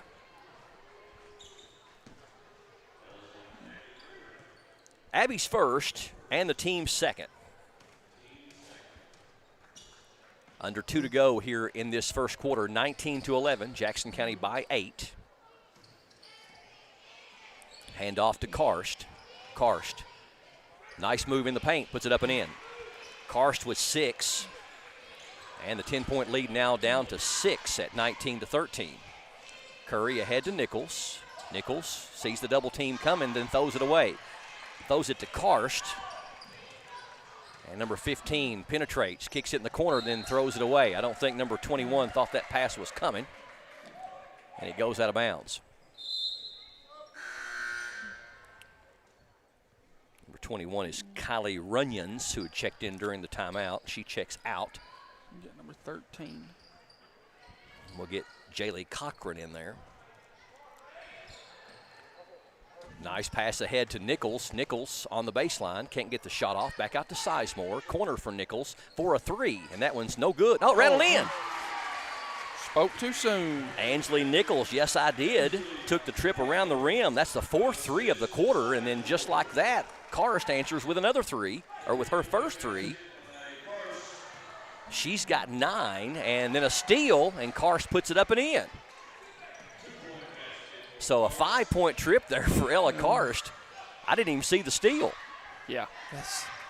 Sizemore wants a 3. That one's too strong and an air ball. Rebound to Hoskins for Harlan County, and here comes Karst into front court. Ball down low, knocked away and stolen, and we got to be a reach-in foul on Harlan County. Yep. Harlan County with the reach-in foul. Nice steal down there by Lauren Sizemore. Foul is going to be on Harlan County's number 23, Paige Phillips. That's her first, and the first foul called on Harlan County. 22-18. Jackson County's led by as many as 10 at 19-9. But Harlan County on a 9-3 run since then. Gilbert picks up her dribble. Cross-court pass in the corner. Curry wants 3 more. That one's no good. Rebound is going to go out of bounds off of Jackson County back to Harlan County. Also got Sammy Creech in the lineup for Jackson County, who came in for Sizemore. So momentum in the favor of Harlan County right now. They're on a 9-3 run. Karst penetrates, tries to pass it, but good interception by Jackson County, and they can't get a shot off before the horn. So at the end of one, a lot of points scored, 22-18. Jackson County on top by 4. Second quarter is coming up next on PRTC TV. Fiber-powered internet from PRTC is fast, crazy fast. Experience crazy fast internet speeds from PRTC with reliable downloads up to 1 gig. Now you can surf, stream, game, chill with speed to spare. And with our new GigaSpire Blast, you'll enjoy the ultimate Wi-Fi experience everywhere in your home.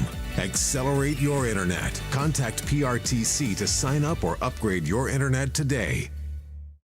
We understand an upside-down world, but they're writing us off before we get to the starting line.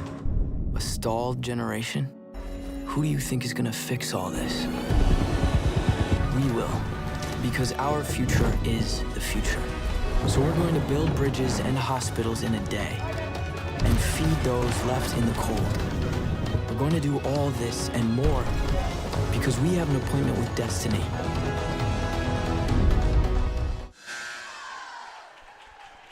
Jackson County High School varsity cheerleaders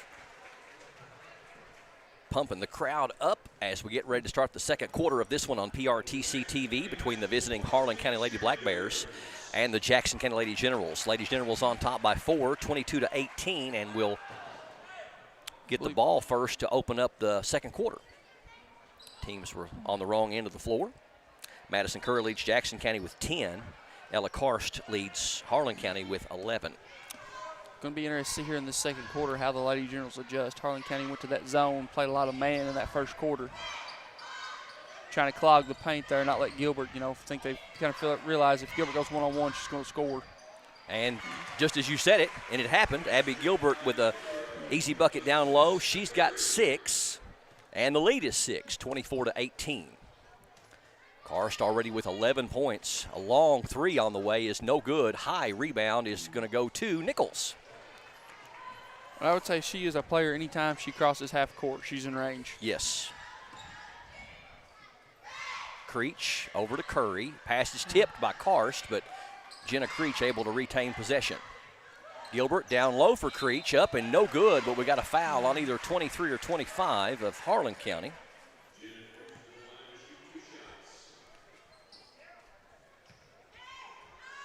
Foul is going to go against Paige Phillips. That's one of their starters and their second leading scorer. It's her second and team's first. Jenna Creech to shoot 2. The first one's good. Jenna has 4. And Phillips going to have to come out. And number 00 checking back in, Faith Hoskins. We haven't seen 7th grader Reagan Clem here tonight, and she's their third leading scorer. Second one rattles out. Rebound to Karst. First free throws of the night for either team. Jackson County with the first 3 points here in the second quarter, and they're up by 7, 25-18.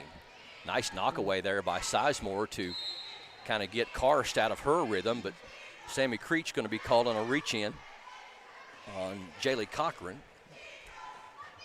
Sammy's first and the team's first of the quarter. Inbound to Karst. Karst uses the screen. Jenna Creech switches and switches back. Nice job by the defense. Karst behind the back, can't get loose from Curry. Here's a long three by number 25. It's no good. Jenna Creech with a nice rebound off the Reimer miss. Abby Gilbert crosses over, puts the shot up, and it's in, but they're going to call her for the charge. I didn't see if she was set, but I just don't see how she could have had time to get set. Abby's second and the team's second. But Abby is the type of player that can play smart, and we'll see what Coach Tyree does with her. Jenna Creech checks out, and Sizemore checks back in. Karst moves through the screen. Weaving through traffic, penetrates, throws it down low, but it's knocked away. She was trying to find number 34, Whitley Teague, but one of the Lady Generals got a hand on it. And it'll stay Harlan County Lady Black Bear basketball. Hoskins to trigger it in. Into Karst, catch and shoot jumper is going to rattle out. They get their own rebound though. First offensive board they've had, I believe, and Karst converts it into points. Her first bucket here in the second quarter. She's got 13 and back down to a 5-point lead, 25-20 Jackson County. Sizemore in the right corner, gives it to Gilbert, down low to Nichols. Nichols shot won't fall. Trying to pass there. Yeah, I believe it was an attempted pass and just hit the backboard. So Lady Generals with a turnover. Karst. 0-0. Passes down low. What a feed. Just a real nice seam there as number 34, Whitley Teague, was wide open. Teague's got 4 points, and this is the closest the Lady Black Bears have been in quite some time. 25-22. Sammy Creech trying to change that and does. Sammy Creech nails the corner three, and that's 5 threes for Jackson County here in the first half, and a big bucket, a timely bucket for the Lady Generals. Lead is now at 6. Karst has her shot blocked by Abby Gilbert. Taking a risk there with 2 fouls. Yeah. Number 32 checks out. That's Lacey Robinson, and Paige Phillips checks back in. Probably do some offensive and defensive substitution with Phillips as she's got 2 fouls. Karst throws it out top to Hoskins. Now back to Karst. Hands off to number 25. Phillips shoots the shot. It's no good. Good defense by the Lady Generals. Sammy Creech with the rebound. Nichols gives it to Gilbert at the free throw line. Bullet pass down low to Madison Curry, and she can't get the shot to fall, but does draw the foul, and she'll go to the free throw line.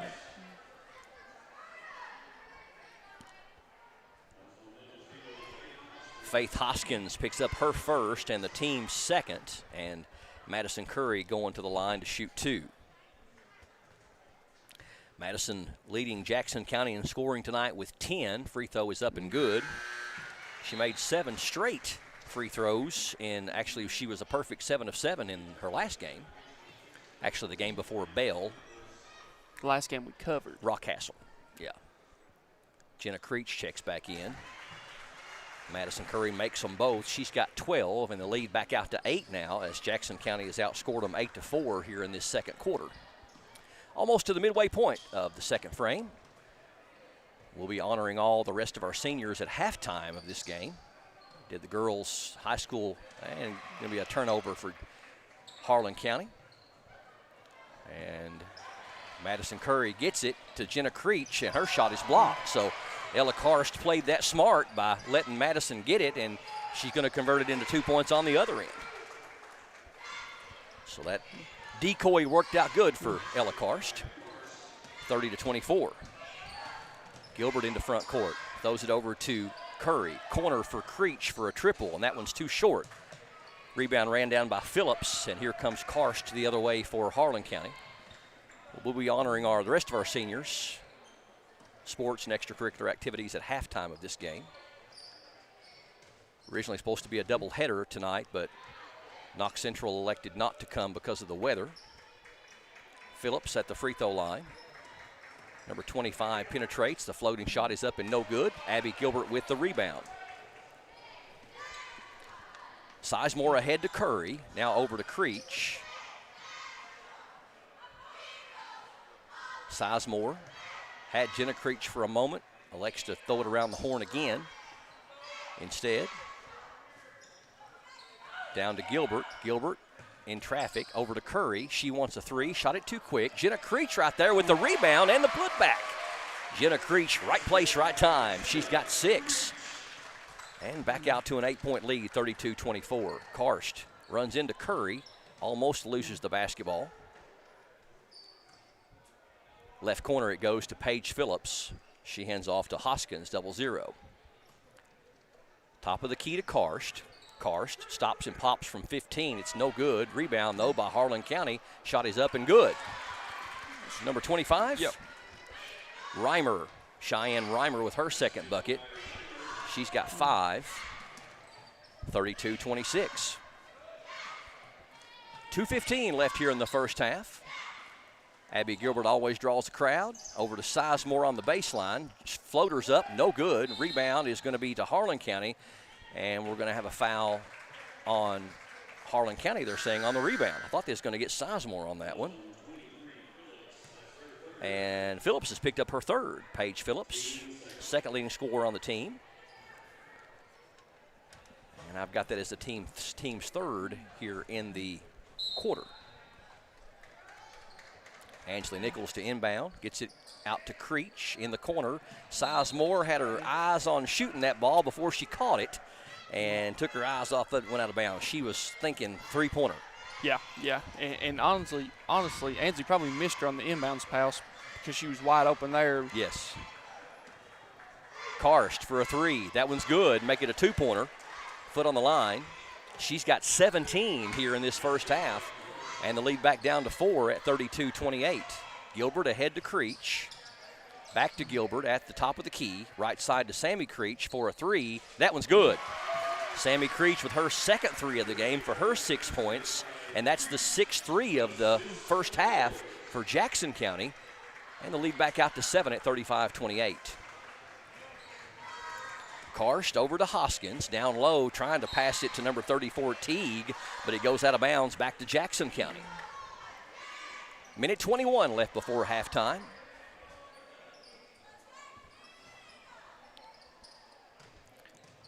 Gilbert gets it ahead to Sizemore, now to Nichols, over to Jenna Creech. Her three on the way is good. Jenna Creech nails her second three.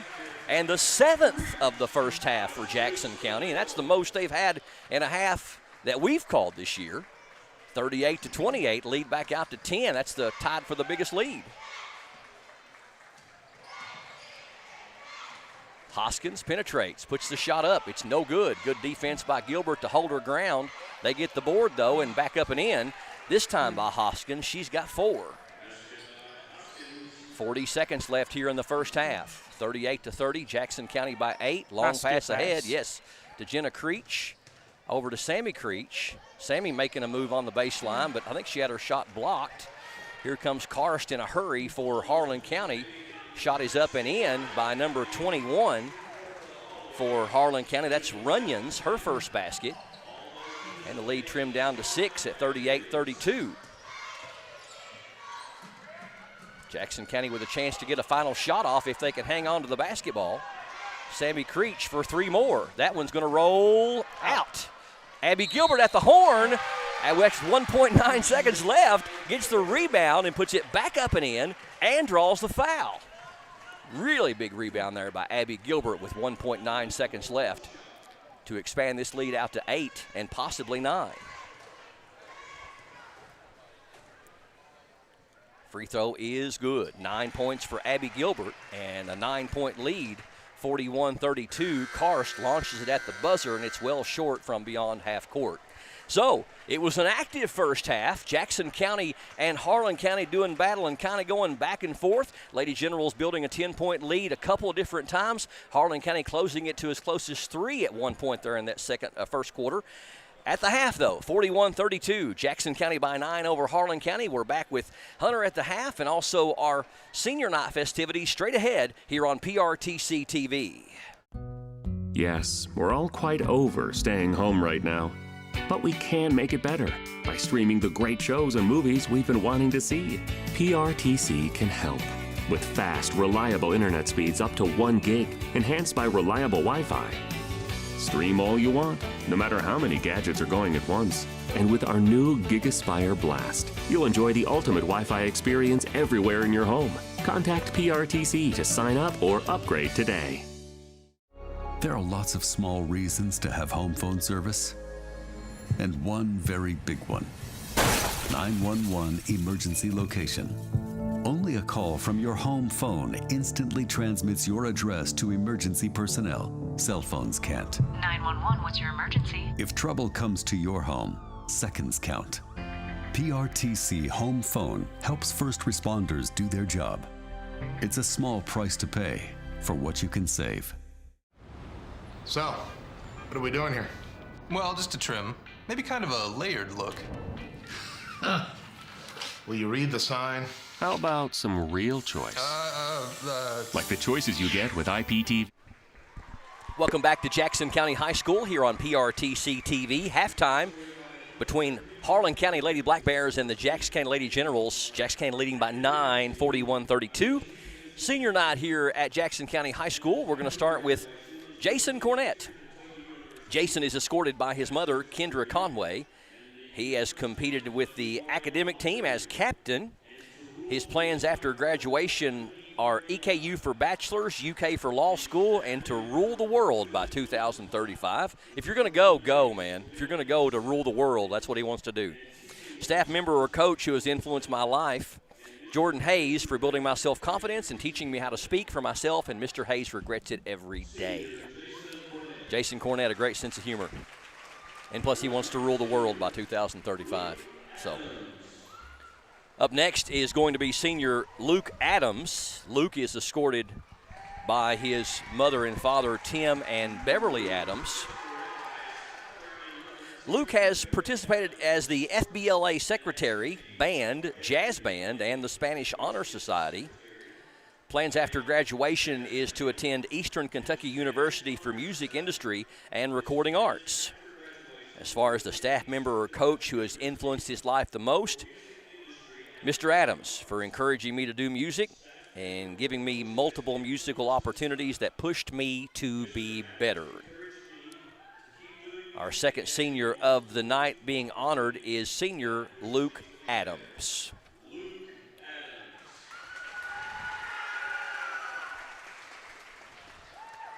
Honoring all of our seniors, sports and extracurricular activities here at Jackson County High School. Our third senior is going to be Timothy Allen. Timothy is escorted by his mother and father, Danny and Janine Allen. Timothy has participated in band, jazz band, FCCLA, and the Spanish Club. He plans to attend Eastern Kentucky University after graduation. And the staff member or coach who has influenced his life the most is Mr. Adams for getting me into music and teaching him about music. Special thanks to Cooper Harris, Jason Grimes, and their family for being a part of my life and helping me to become who I am today. Senior Timothy Allen.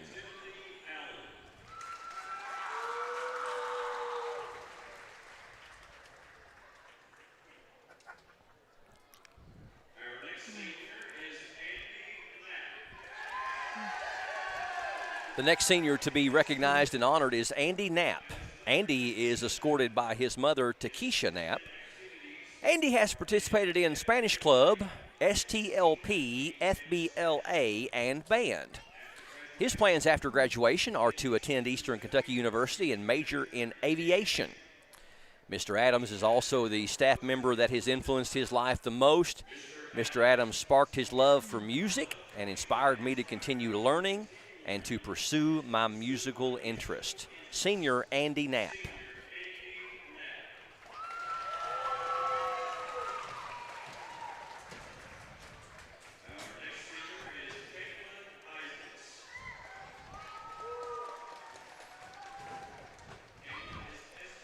Up next, we'll be honoring Caitlin Isaacs. Caitlin is escorted by her mother and father,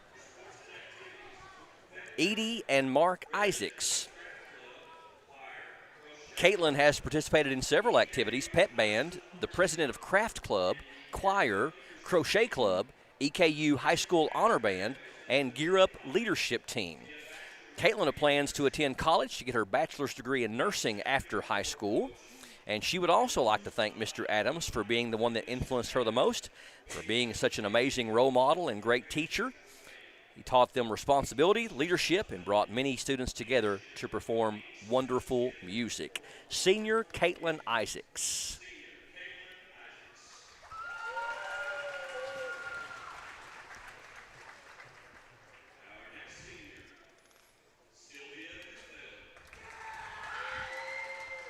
Senior Sylvia Neufeld is up next. She is escorted by her father and stepmother, David and Crystal Neufeld.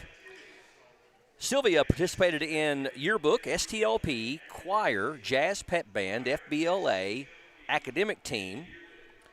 Her plans after graduation are to attend Eastern Kentucky University, major in music industry and recording arts. And Mr. Adams also listed as the staff member that influenced her life the most, pushed her to be the best musician she could be, and helped her to find musical opportunities outside of school, as well as helping me prepare to major in music. Senior Sylvia Neufeld.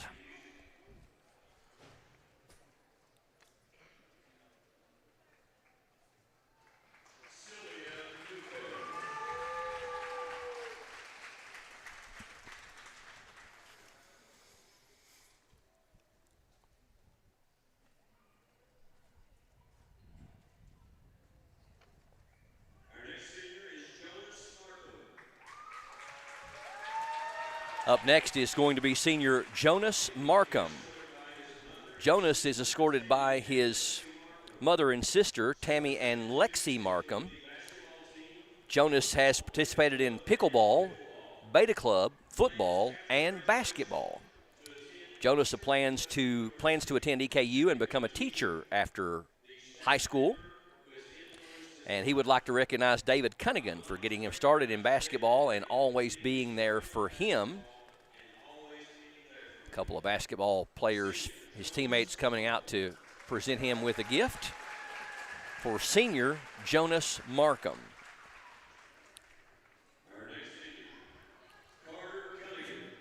Up next is fellow basketball player and 2024 Homecoming King, announced earlier tonight, Carter Cunningham. Carter is escorted by his mother and father, Melinda and David Cunningham. He has done basketball, baseball, and pickleball here at Jackson County High School.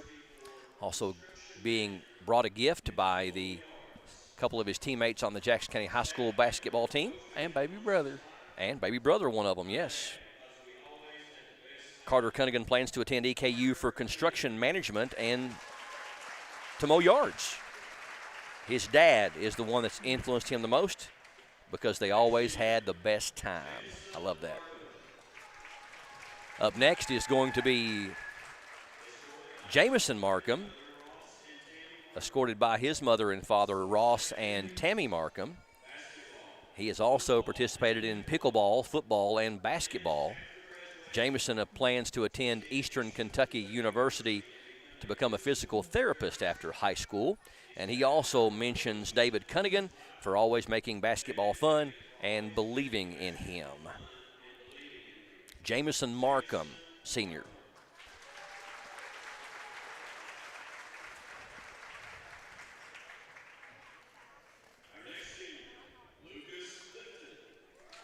Another one of our basketball seniors this year is Lucas Clifton.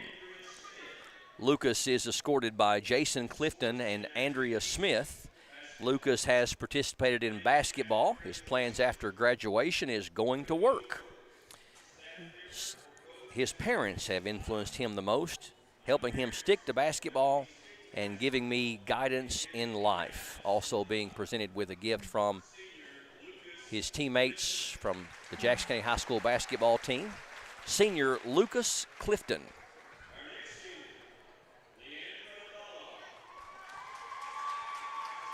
Our next senior is Leandra Dolph. She's escorted by her father, mother, and stepfather, Paul Dolph, as well as Ginger and Raymond McQueen. Leandra has participated in cheerleading, volleyball, traveling, serving, and attending church.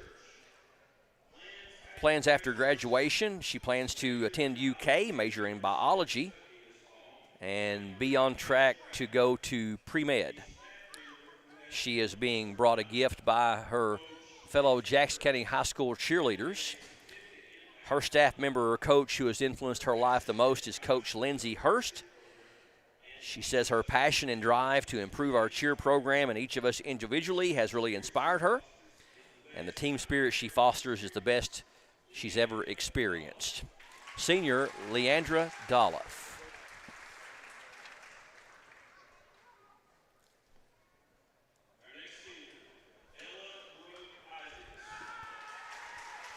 Our next senior, also a cheerleading senior, Ella Brooke Isaacs.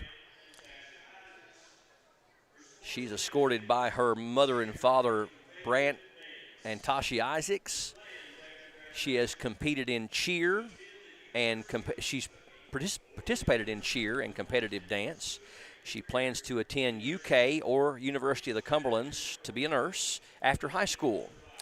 She also mentions Coach Lindsay Hurst as the person that influenced her the most because she helped me have fun my first year of cheer. Senior Brooke Isaacs.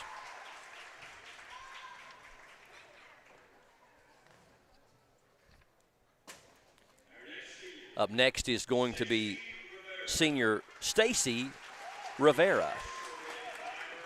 Stacy is escorted by her brother Andrew Rivera. She participated in track and cross country. She plans to attend college to pursue a job in the medical field after high school. And she mentions Dean Rader, who is the current PA announcer, has influenced her the most. He's helped me keep a positive mindset and to be a good teammate. Win or lose, he has never doubted mine or anyone else's capability in letting us all know that any goal is achievable with the right mindset and consistency. Senior Stacy Rivera. Some of the members of her cross-country team coming over and giving her a gift.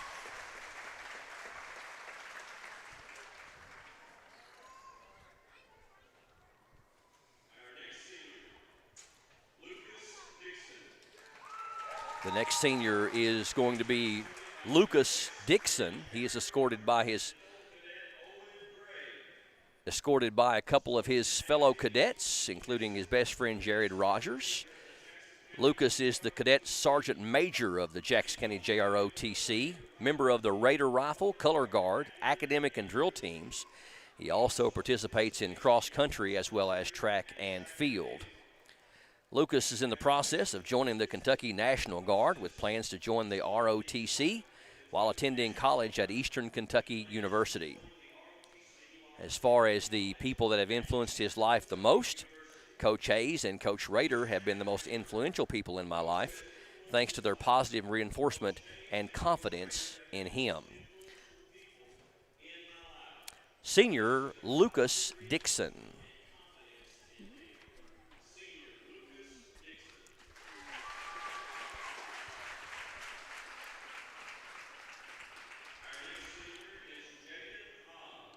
The next senior that we'd like to recognize is Jaden Hobbs. Jaden is escorted by his mother and father, Chris and T.C. Bowles. Jaden is a cadet captain with the JROTC and a member of the Raider Rifle and Color Guard team, as well as being the drill commander. Jaden is also a member of the chess club, the cyber team, and track and field team. After graduation, Jaden is a member of the Kentucky National Guard. He will be heading to Fort Leonard Wood for AIT after graduation. Upon graduating AIT, Jaden will be joining the 617 out of the Bluegrass Army Depot. As far as the staff or coach who has influenced him the most, LTC Whitaker and SFC Smith have both inspired me to join the Army and pursue that career path. And that is all about senior Jaden Hobbs.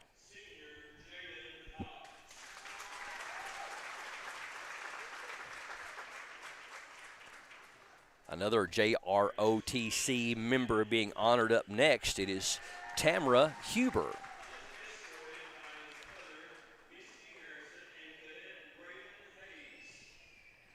Escorted by his mother and a fellow cadet.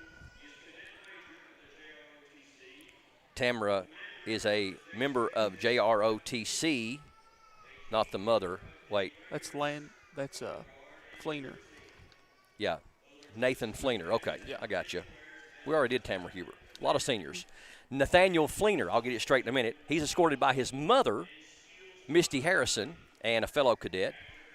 Nathaniel Fleener is participated in as a cadet major of the JROTC, commander of the JCHS rifle team, a key member of the Raider, color guard, and drill team are just a few hats that Nathaniel wears as the battalion commander.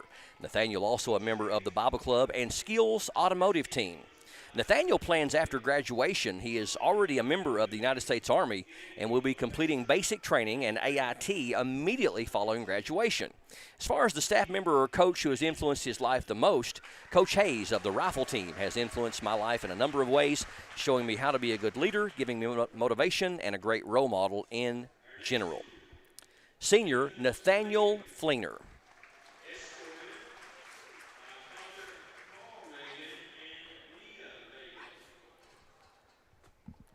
Nathan Reagan is up next as far as our seniors,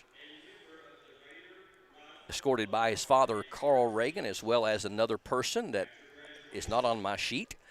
Nathan is a cadet captain of the JROTC, a member of the Raider, Rifle, Color Guard, and drill teams. Nathan, a member of the Kentucky National Guard already. He'll be leaving for basic training and AIT immediately following graduation. The coach and biggest influencer in Nathan's life is his dad, Carl. He's a former Army Special Forces and laid the groundwork for my patriotism and belief system. Love seeing these young men and ladies that are planning on fighting for our country. And that is senior Nathan Reagan. And that is a wrap on our seniors, a great group of students. JROTC, track, cross country, basketball, other sports as well. All these young men and ladies excelling in their fields and are going to be on to bigger and better things after high school. And these will be your future leaders in Jackson County as well as other areas. So a big congratulations to all of our seniors who have participated in sports as well as extracurricular activities. All right, are you ready for stats yet? If you are. Well, we might as well just go ahead and do it while we're here. Let's get back to basketball. 41-32, Jackson County leads by 9 here at the half over the visiting Harlan County Lady Black Bears. Jackson County outscored them 22-18 in the first half, and then 19-14 in the first quarter rather, and then 19-14 in the second quarter to bring us to our halftime score. Let's find out both individual and team-wise how we got to this number. It's time for Hunter at the half. We'll start with Harlan County's individual. You had number 21, Callie Ruins, with 2 points. Number 34, Whitney Teague with 4 points. Number 00, Faith Hoskins with 4 points. And number 25, Cheyenne Reimer with 5 points. And then they were led by number 15, Ella Karst with 17 points. Then if you flip over to the Lady General side, you had number 11, Kylie Shannon with 2 points. Number 14, Ansley Nichols with 3 points. Number 2, Sammy Creech with 6 points. Number 52, Jenna Creech with 9 points. Number 34, Abby Gilbert with 9 points and 7 assists. And then the Lady Generals were led by Maddie Curry with 12 points. If you go to the team stats, the Lady Generals were 8 of 13 for 62% from 2, compared to Harlan County's 13 of 21 for 62%. The Lady Generals shot 7 of 14 from 3 for 50%, compared to Harlan County's 2 of 5 for 40%. Harlan County did not shoot any free throws in that first half, compared to the Lady Generals' 4 of 5 for 80%. Lady Generals had 11 team assists compared to Harlan County's 7. Harlan County had 9 team rebounds compared to the Lady Generals' 11. The Lady Generals had 6 turnovers compared to Harlan County's 8. All right, so Jackson County with the 9-point lead here at the half, 41-32. I think as far as the most telling stat of what you said, it has to be probably 7 of 14 from three-point land. Yeah, shot the ball very well. In that first half, thought they did a very good job, very unselfishness too. Like we said, felt like the ball was moved very well. I mean, anytime that you can have, 11 assists out of your 15 makes, you take that all day and twice on Sunday. Very, very, very impressed in that first half. Going to be interested to see how they respond in this second half. Can they kind of come out and keep that same energy, or is Harlan County going to be able to kind of go on a run? Well, and I think that, assists, you mentioned that the KHSAA really doesn't track assists, but it is probably a more important stat than some of the things they do track, because not only does assists mean that you have 2 teammates working together to make a basket, and oftentimes an easier basket because 2 players were involved, but that really speaks to the selflessness of a team like Jackson County this year, and it promotes teamwork to where you're not putting all the focus on one player or 1 or 2 players. It makes everybody play basketball together. Yeah, and one thing too, I feel like they've been a very good job of finding the open person. Not really trying to force anything. Never felt like that anyone's tried to force anything at all on either side. Honestly, felt like the game's they've let the game come to them. Been very impressed with both sides, honestly, and probably going to be in store for a very nice second half. Did have a comment on the PRTC TV Facebook feed, I believe, and we appreciate it. Didn't get the name of the person that commented, but Reagan Clem has apparently tore her ACL, which is why she is not in the game tonight. So thank you to Kylie Dawn Madison for letting us know that. So both teams have a player out with a torn ACL, with Jackson County being out with Kylie Shannon. All right, time for the start of the third quarter. Jackson County leading by 9, 41-32.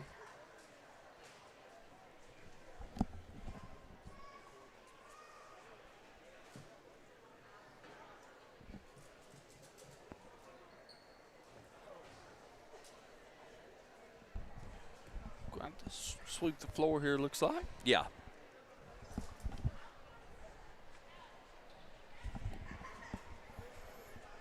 Principal Harris wears more hats than most people I know. He can principal, he can referee, he can sweep the floor, coach basketball. You name it. Umpire Little League. Yep. Swiss Army knife. Always affectionately known as Bubba when he was in school. My favorite all-time quotes is one of the PA announcers said, "Bubba, I need some batteries." So he's also a battery getter. He's a battery getter. I can confirm. And I tell you what, I think his son was a great high school basketball player. You played with him, and I never knew of anybody that wanted to win more than Tanner Harris. Nope, can't say enough good things about Tan. Karst with the baseline jumper missed. It does go out of bounds off of Jackson County. It'll stay with Harlan County. Karst already with 17 for Harlan County. Madison Curry leads Jackson County with 12. Abby Gilbert has 9. Karst hands off. Right side it goes over to Phillips. Phillips, their second leading scorer, playing with 3 fouls, and we're going to have a foul on Jackson County, I believe, away from the ball. I believe they got Sizemore before she passed it. Sizemore's first, and the team's first. And Hoskins will inbound for Harlan County. Pass out to Karst. Karst, spin move in the paint, puts it up and won't fall. Good defense by the Lady Generals. Sizemore with the rebound. Right side, it goes over to Nichols at the elbow. Now high post to Gilbert. Left elbow to Sizemore. Around the horn to Madison Curry, who wants 3 more, and she got it. Madison Curry with her 3rd 3 of the game and the 8th for Jackson County on the night. On the other side, Karst misses the shot. They get their own rebound, a 3 from 0-0. Hoskins is no good, and Nichols with a rebound for Jackson County. Lady Generals out to their biggest lead of the night here in the early going in the third quarter by 12. Down low, Gilbert trying to find Jenna Creech, but I think it went off of Jenna's hands out of bounds back to the Lady Black Bears. Ella Karst across the timeline for the Harlan County squad, averaging 28 points a game, 4th in the state in scoring.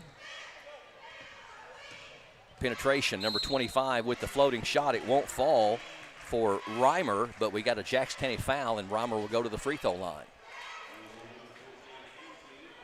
Foul is on Nichols. That's going to be her first, the team's second. Lady Generals, no real foul trouble. Gilbert does have 2. She's the only one with 2 for the Lady Generals. And Phillips has 3 for Harlan County. Who's our shooter? I believe Reimer. Reimer. Cheyenne Reimer, number 25, makes the first one but misses the second one.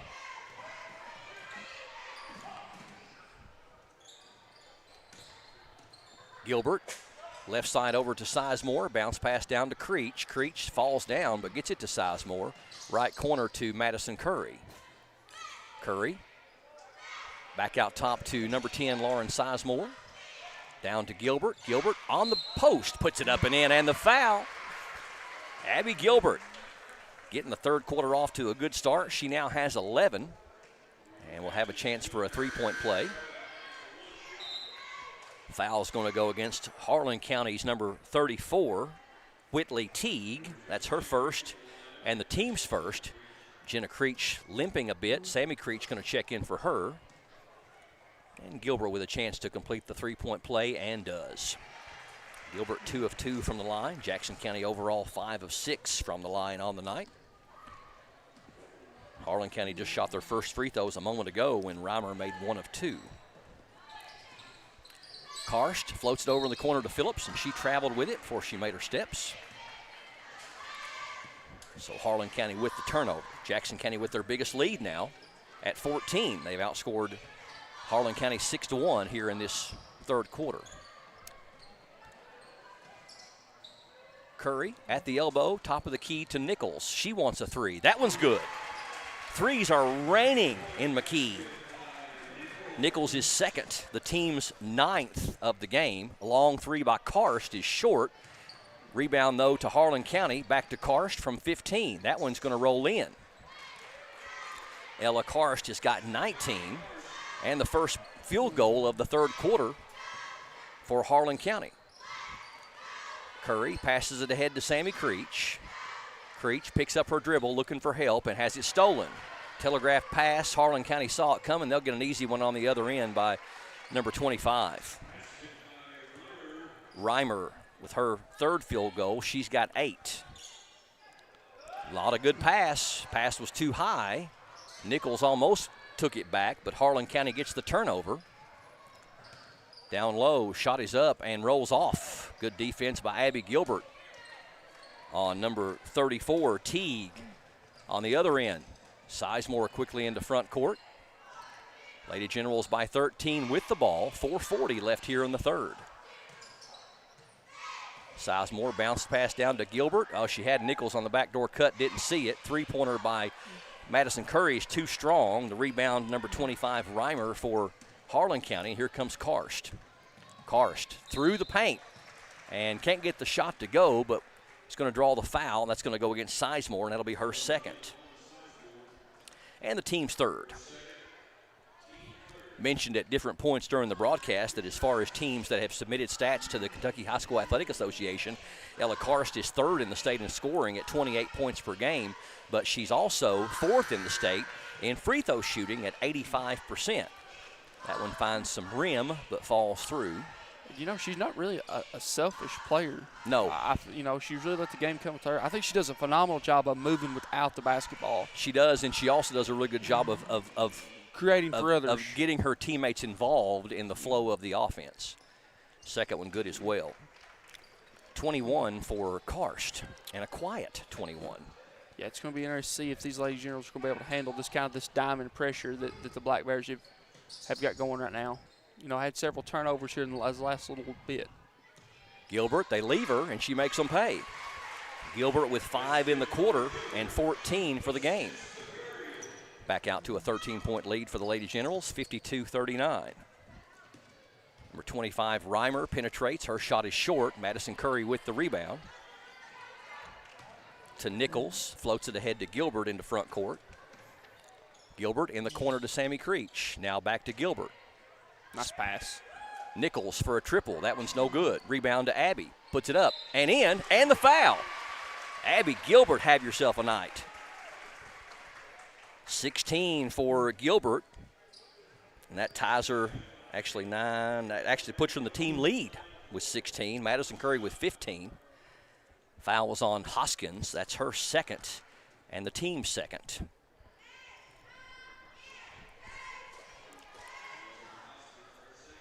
So Gilbert and Curry combining for 31 of Jackson County's 54.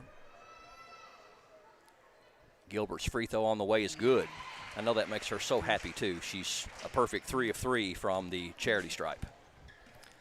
55-39. Lady Generals now their biggest lead at 16.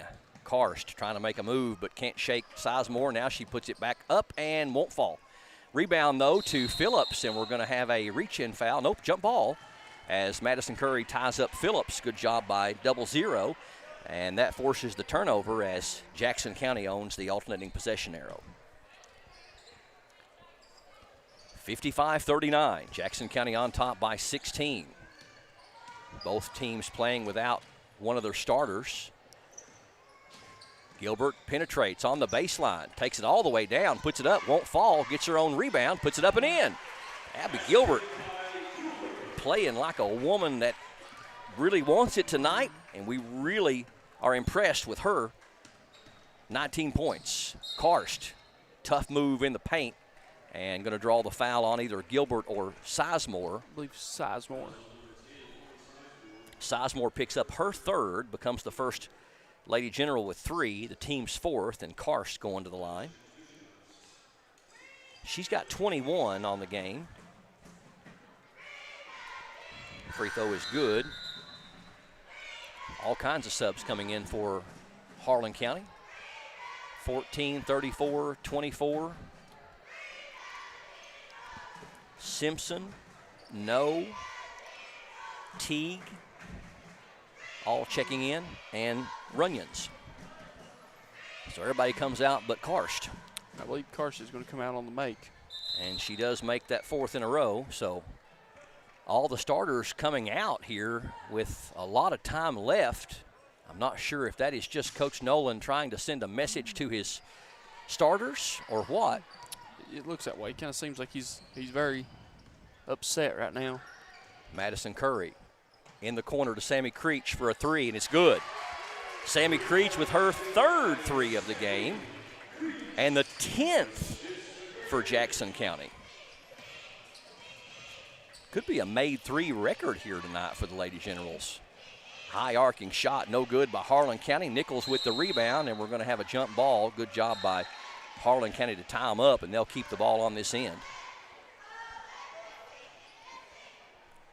It was 41-32 at half, so we've outscored them 19-9 here in this third quarter. 60-41. 2:20 left here in the third quarter. Number 24, that's Whitney No. Floating shot in the paint is going to be good. Is that number 13? Yes. Jaylee Cochran with her first points, 60-43.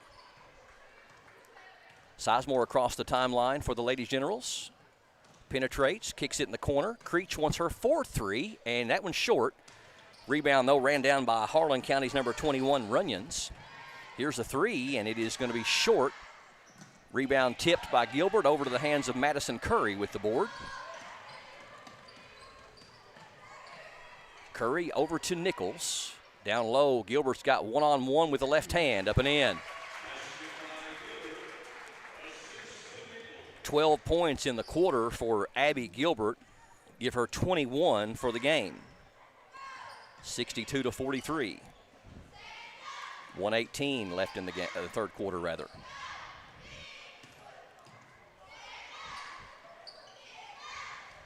Steal by Sizemore. Puts it off the glass and missed it. And we're going to have a reach-in foul on Jackson County, and that's going to be on Curry. Madison Curry picks up her first. That is the team's 5th, so we'll go all the way down to the other end and have a double bonus for Harlan County.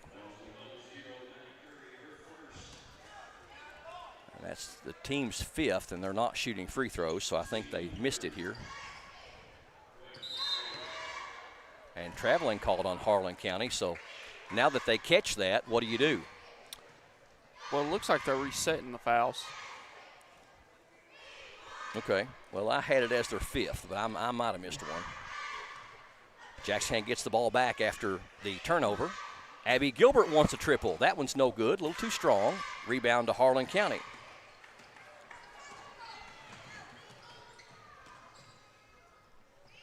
(62-43). Lady Generals by 19. Shot blocked. I believe that was by Curry from the back. Abby Gilbert into front court. Pass down to Curry, off the glass, and rolling, no good. So Jackson County missed a couple of layups on the last couple of trips. 20 seconds left in the quarter. Floater on the way is no good. Abby Gilbert with the rebound.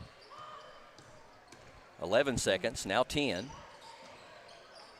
To a trailing Madison, I make that Sammy Creech. Gilbert makes her move down low, puts it up and in. Abby Gilbert puts an exclamation point on a third quarter that belonged to the Lady Generals. At the end of 3, Jackson County in the driver's seat, 64-43 over Harlan County. Fourth quarter is coming up next. Senior night on PRTC TV. So, what are we doing here? Well, just a trim. Maybe kind of a layered look. Will you read the sign? How about some real choice? Like the choices you get with IPTV, new from PRTC. Enjoy free HD and new features like on-screen caller ID. Plus, record 4 programs at once with our HD DVR. PRTC, it's all about you. There's so many great things about life in gig country, and PRTC is proud to be one more. A local internet provider with all the speed and reliability your family needs, backed by hometown service and support. Whether you need to just check email or power multiple Wi-Fi devices all over your home, we've got the right package for you. Stop by one of our friendly offices, give us a call, or visit us online to learn more. PRTC, your local internet connection. Welcome back to Jackson County High School here on PRTC TV. The Lady Generals outscore Harlan County 23-12 in that third period to expand their lead out to 21. Lady Generals 64, Harlan County 43 here on PRTC TV. Harlan County's Coach Nolan made a statement there, pulled all of his starters for the final 2 or 3 minutes of the third. Jackson County with the ball to open up the fourth quarter. Abby Gilbert gets double teamed, gets it to Jenna Creech. Sammy Creech at the elbow down to Jenna Creech. Jenna, spin move, and goes it to Nichols for a triple. That one's well off the mark. Missed it a little to the right. Harlan County with the rebound. Here's the 3 from number 25. It is no good. They get the rebound, though, and we're going to have a reach-in foul as Phillips got the rebound. That's going to go against Nichols, I believe. Ansley's second and the team's first.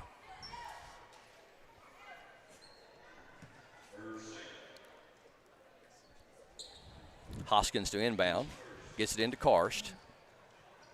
Here's a 3 from the left elbow. It is good by number 13. That is Cochran. Cochran's first 3 of the game. She's got 5. And the lead back down to 18, 64-46. Down to Nichols. Can't get her shot off. Back to Gilbert from the baseline, up and in, and the foul. She's got 25, Abby does. 66-46. The foul is going to be called on Phillips, and that's her 4th and the team's first. Free throw is good. Abby, a perfect 4 of 4 from the line, has 26 points. 67-46. Karst with the floater. It is too strong. Rebound is tipped around, and Sammy Creech ends up with it for the Lady Generals. Gets it to Gilbert. Long pass ahead to Curry. Over to Jenna Creech. Creech back out to Nichols in the corner. Jenna Creech down low for Gilbert. Shot is up. Too strong. Rebound to number 13, Cochran. And here comes Karst into front court. Over to Cochran. She penetrates. The floating shot is good off the glass. So Cochran with 7 points all here in the second half. And 67-48. Still a lot of basketball to be played.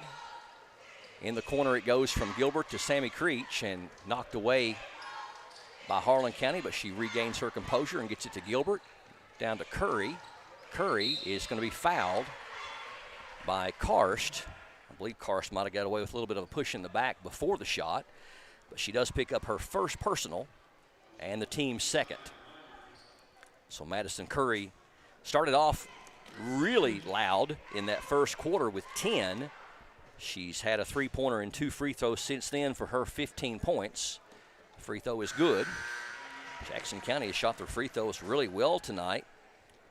I only have them missing 1. 8 of 9, I think, overall. 68-48. Second one good as well. 90% from the free throw line. Maddie a perfect 4 of 4. Abby a perfect 4 of 4. And Jenna Creech 1 of 2. Sizemore checks back in, and Karst, what a quick move, puts it up and in. Wow. 23 for Karst. 69-50. Lady Generals by 19 with the ball. 5:40 left here in regulation. Nichols has it knocked away. Karst with the steal, and she'll get an easy one on the other end. 69-52.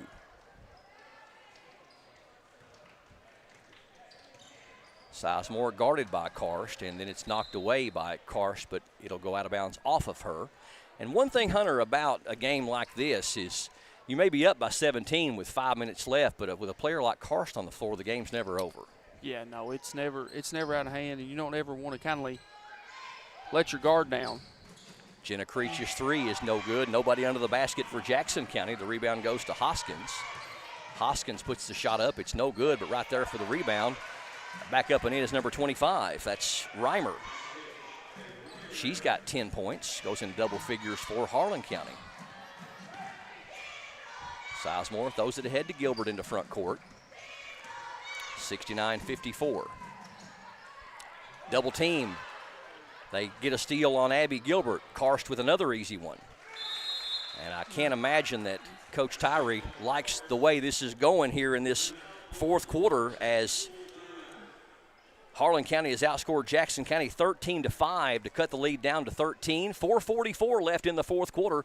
Timeout on the floor. We're back with more straight ahead on PRTC TV. Not enough power?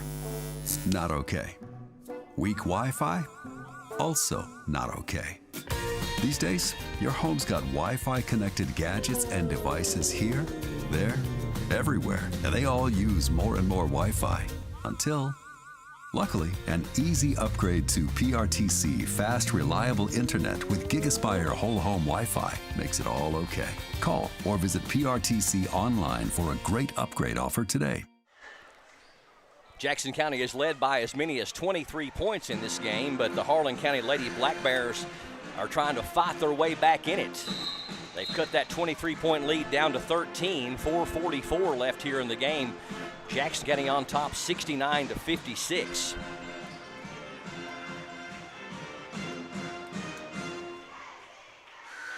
Ella Karst has 29 to lead Harlan County. I think 26 now for Abby Gilbert to lead Jackson County. Sizemore sees the double team coming, gets it to Nichols, and Ansley's going to bring it into front court. Picks up her dribble, looking for help.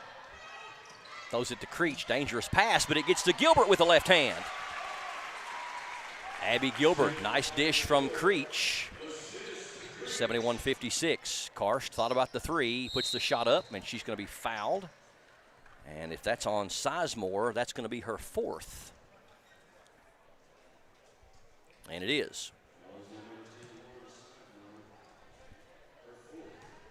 Team second, and Karst going to the free throw line where she shoots 85%. She's 4 of 4 from there tonight, and that was good.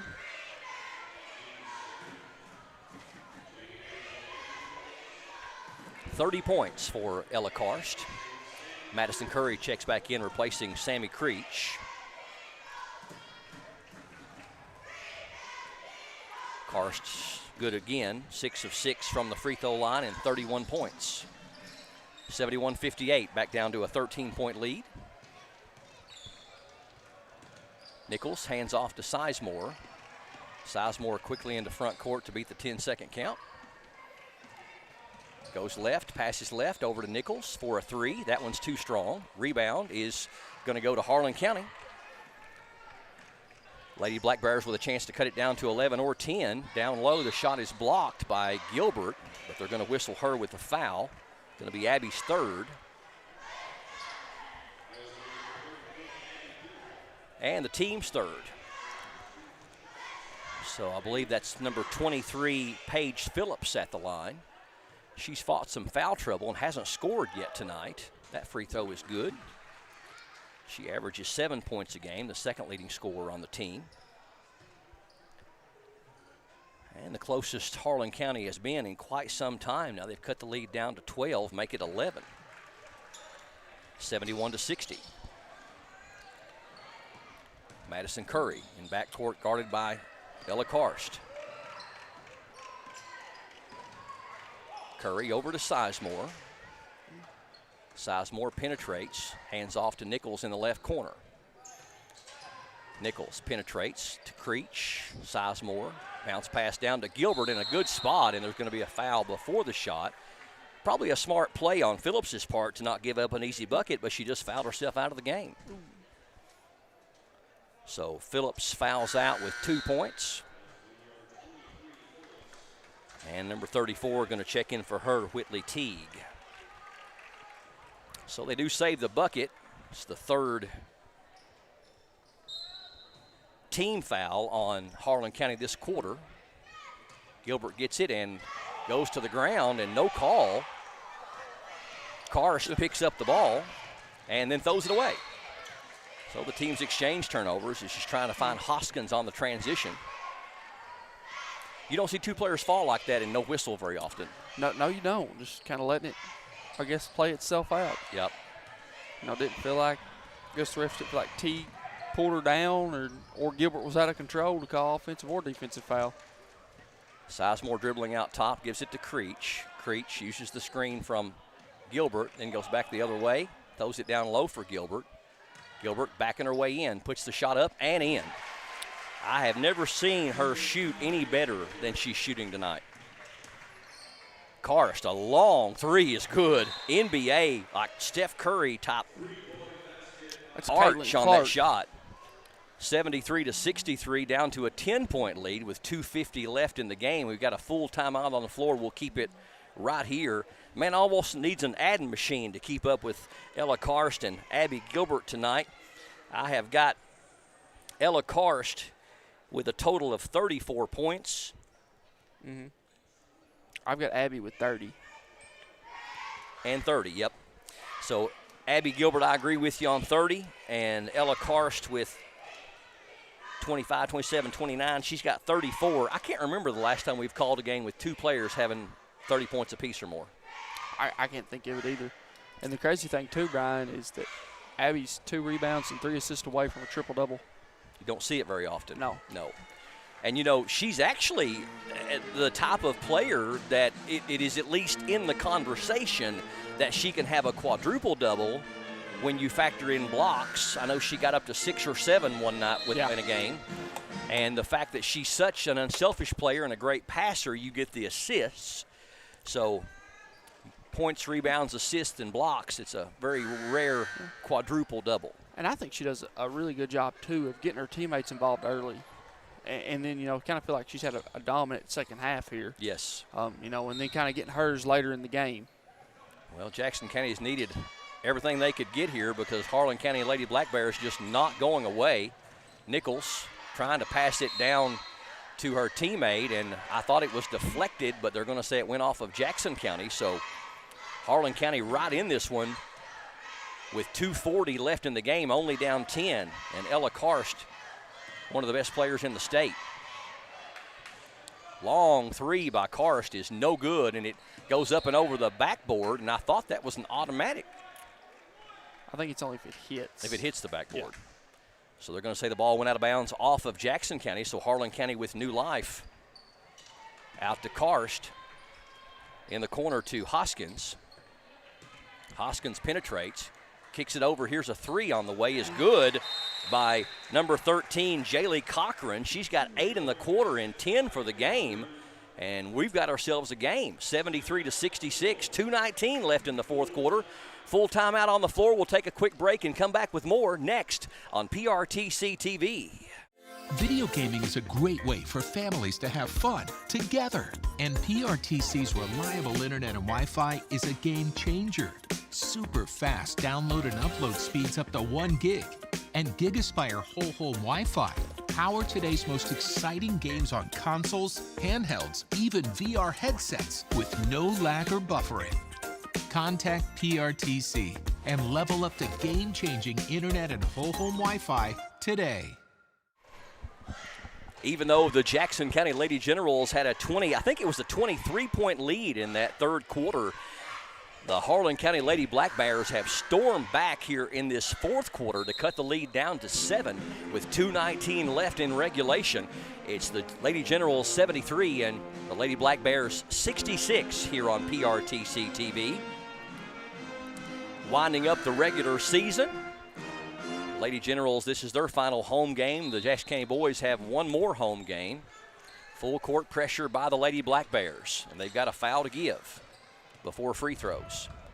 Curry into front court. Ella Karst guarding her. Ella, a great defender as well.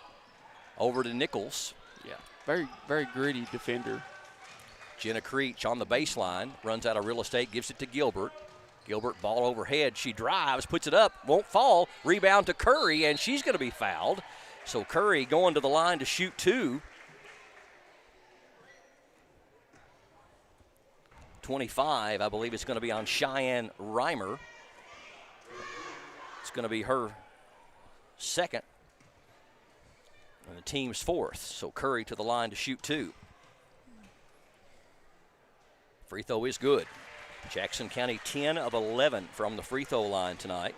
Harlan County shot them good too. I've got them 9 of 10.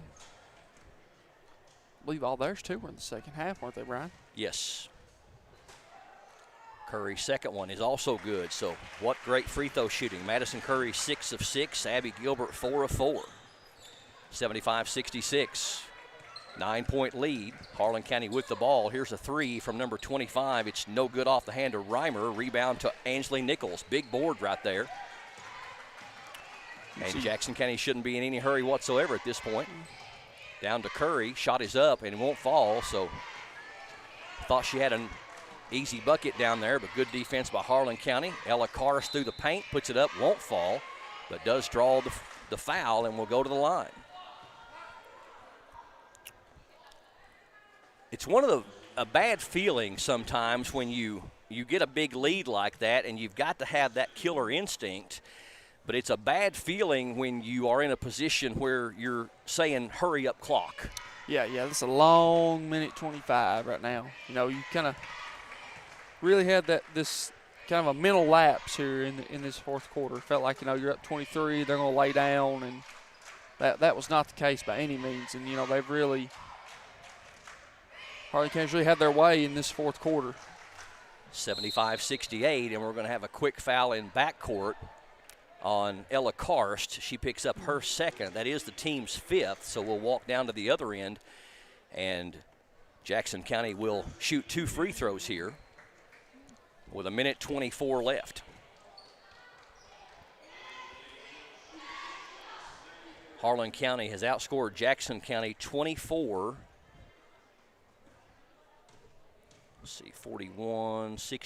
to 11 here in this fourth quarter. Madison Curry makes the free throw. I had her. That's her 20th. I've got her with 20, yes. Second one on the way is also good. Automatic, man. Yeah. You can really tell she's put in that extra work. 8 of 8. Last 2 games we called, she's 15 of 15. Karst with a tough 3, no good. Jenna Creech with the rebound, gets it to Gilbert. Gilbert into front court. Over to Ansley Nichols. Now back to Abby. Abby ball overhead at the 1-minute mark to Sizemore. Sizemore gives it back to Gilbert. Bumped, no call. You're not going to be in any hurry right here. None whatsoever. Down to 45 seconds, and I'm not sure why Harlan County has let this much time go off the clock before fouling anybody. Finally, Faith Hoskins does. That's her 3rd and the team's 6th. So that's going to put Ansley Nichols to the free throw line to shoot 2. 77-68. Lady Generals trying to put the finishing touches on this one from Jackson County High School, but that one's off the mark, a little too strong. Only the 2nd miss in 14 attempts for the Lady Generals thus far tonight. And the 2nd one rolling in. So Nichols gets 1 of 2. She's got 7. It's a 10-point lead, 78-68 with 40 seconds left. Harlan County trying to get a shot off quick, but it's knocked away. Good defense down there. Was that Nichols? Gilbert. Gilbert with the knock away. And they're going to foul Madison Curry. And at this point, all academic as Jackson County is going to pull away with the win. 4th on Hoskins, and Curry back to the line to shoot 2. Well, one thing about it, it wasn't a runaway win like we thought it was going to be maybe in the 3rd quarter, up by 23. Free throw rolling in for Madison Curry. And Jenna Creech going to come out to a nice hand from the crowd as number 25, Bailey Berry, checks in for her.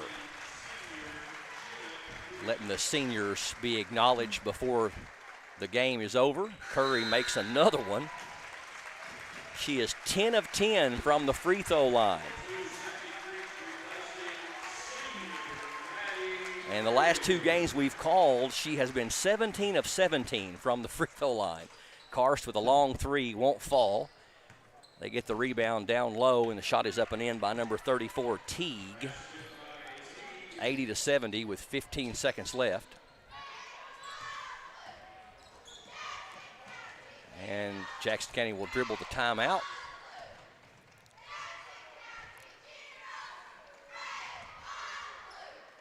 And it's a final. Jackson County with a 10-point win over the Harlan County Lady Black Bears by a final of 80-70.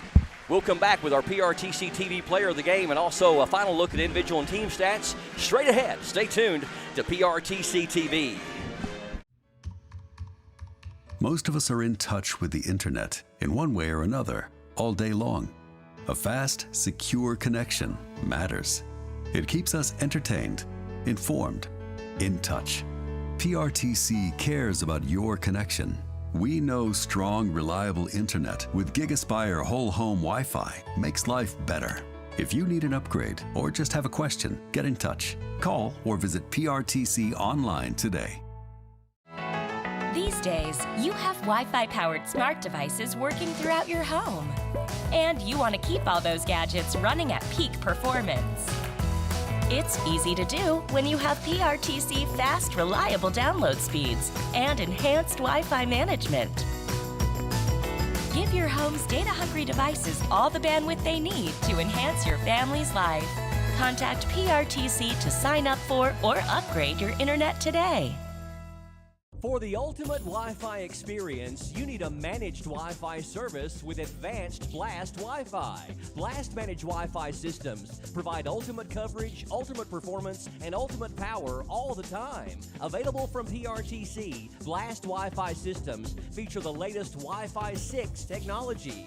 They're equipped with unrivaled bandwidth and 4 times more simultaneous connections, so you can connect tons of devices throughout your home with no lag and no downtime. Plus, with 24/7 support and remote troubleshooting, you can rest assured PRTC is always there to help you should any issues arise. Now the Ultimate Managed Wi-Fi also comes with the Ultimate app. The PRTC Commander mobile app puts you in control of the home network and makes it easy to set up and connect devices, run network speed tests, pause Wi-Fi, and set parental controls all from the palm of your hand. It's the ultimate Wi-Fi experience, and it's a blast. Contact PRTC today to sign up and get started.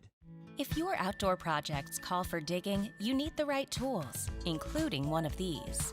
It's never been more important to call 811 or visit call811.com to locate underground utilities before you dig. Essential connections to your home are just below the surface and can be easily cut. So use one of these tools to call or go online and know what's below. This message provided as a public service by your friends at PRTC. Our family relies on the internet every day.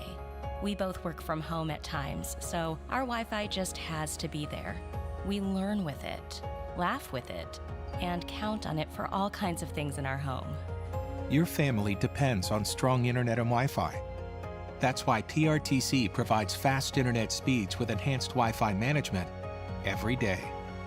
To learn more about our internet and Wi-Fi choices, visit prtcnet.org. Welcome back to Jackson County High School. It is a final. The Lady Generals pull off the 10-point win, 80-70 over the visiting Harlan County Lady Black Bears here on PRTC TV. Jackson County improves to 17-9 on the season. They've won 4 in a row. Harlan County drops to 15-12 on the season. And with me, I have Madison Curry. And I just want to go ahead and say, for those of you that watched the Rockcastle County broadcast, there was some shenanigans going on behind me that I was not aware of. And they had tricked Maddie Curry into disagreeing with me on the first thing I said, and she did it. But they also tried to get you to take it further, but you just didn't have the heart. They told her to disagree with everything that I said. I might have got up and walked out if you had done that to me. I couldn't hold it together. I might have jumped over this banister and just left the gym. And then it had been you'd had to carry the broadcast. Hey, I can do that.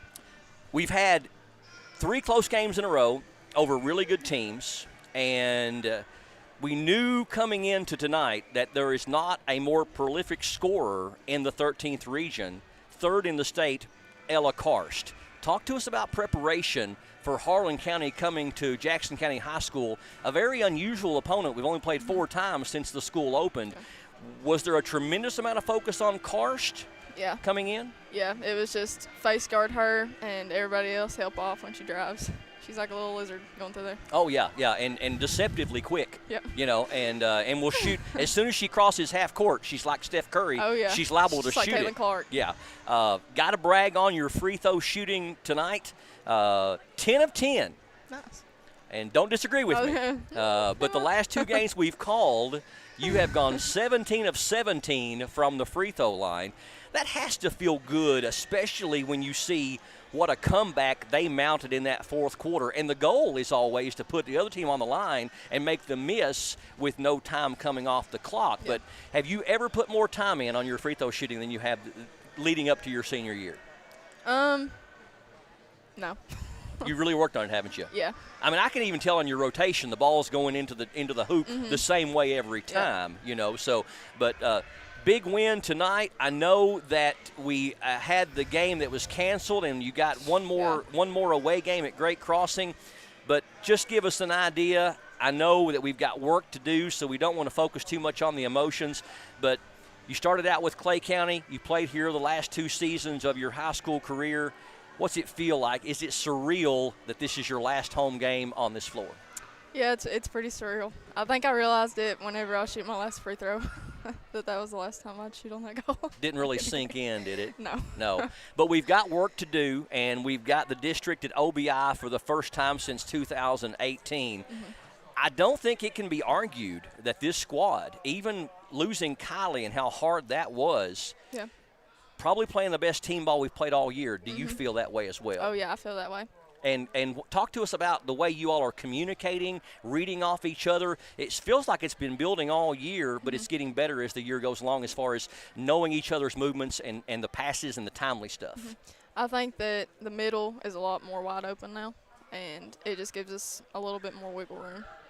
Well, and congratulations too. You were honored tonight at senior night, and the homecoming court, and all that, and being the homecoming queen and everything. It's it's one of those nights. I just don't think you can grasp it all right now. Yeah, I don't think I can either. I'm just like, it was one thing after another thing. I was like, it's just too much. Yeah, it's just too much. But I'm wore out. 23 points, is that near a career high?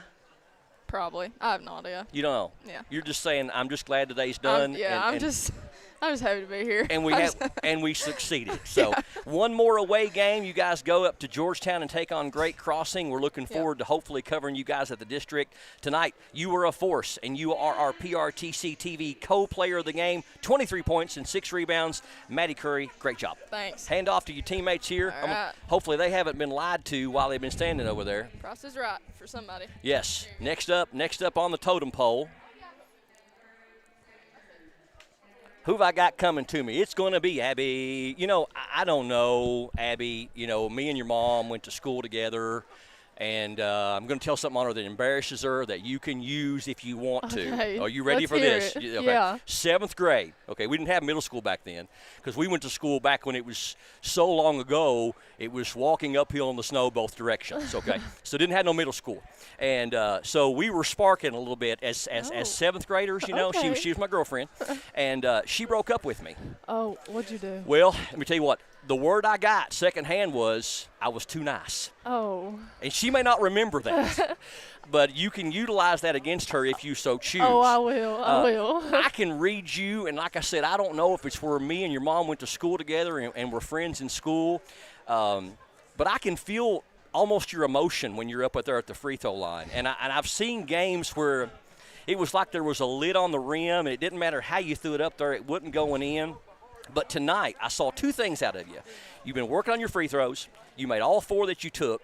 And you're starting to really try to create your own offense more when you get the ball away from the basket. Now, is that something coming from you, your coaching staff, or both? Because, you know, you're really taking the ball sometimes at midcourt, and you're finding that right baseline, and you're being more aggressive. Where's that coming from? It's a little bit of both. I've always got told I need to, like, take it into my own hands and, like, play my game and do what I need to do. And eventually I just started trusting in my coaches and my family, and I've started doing it, and it's been paying off.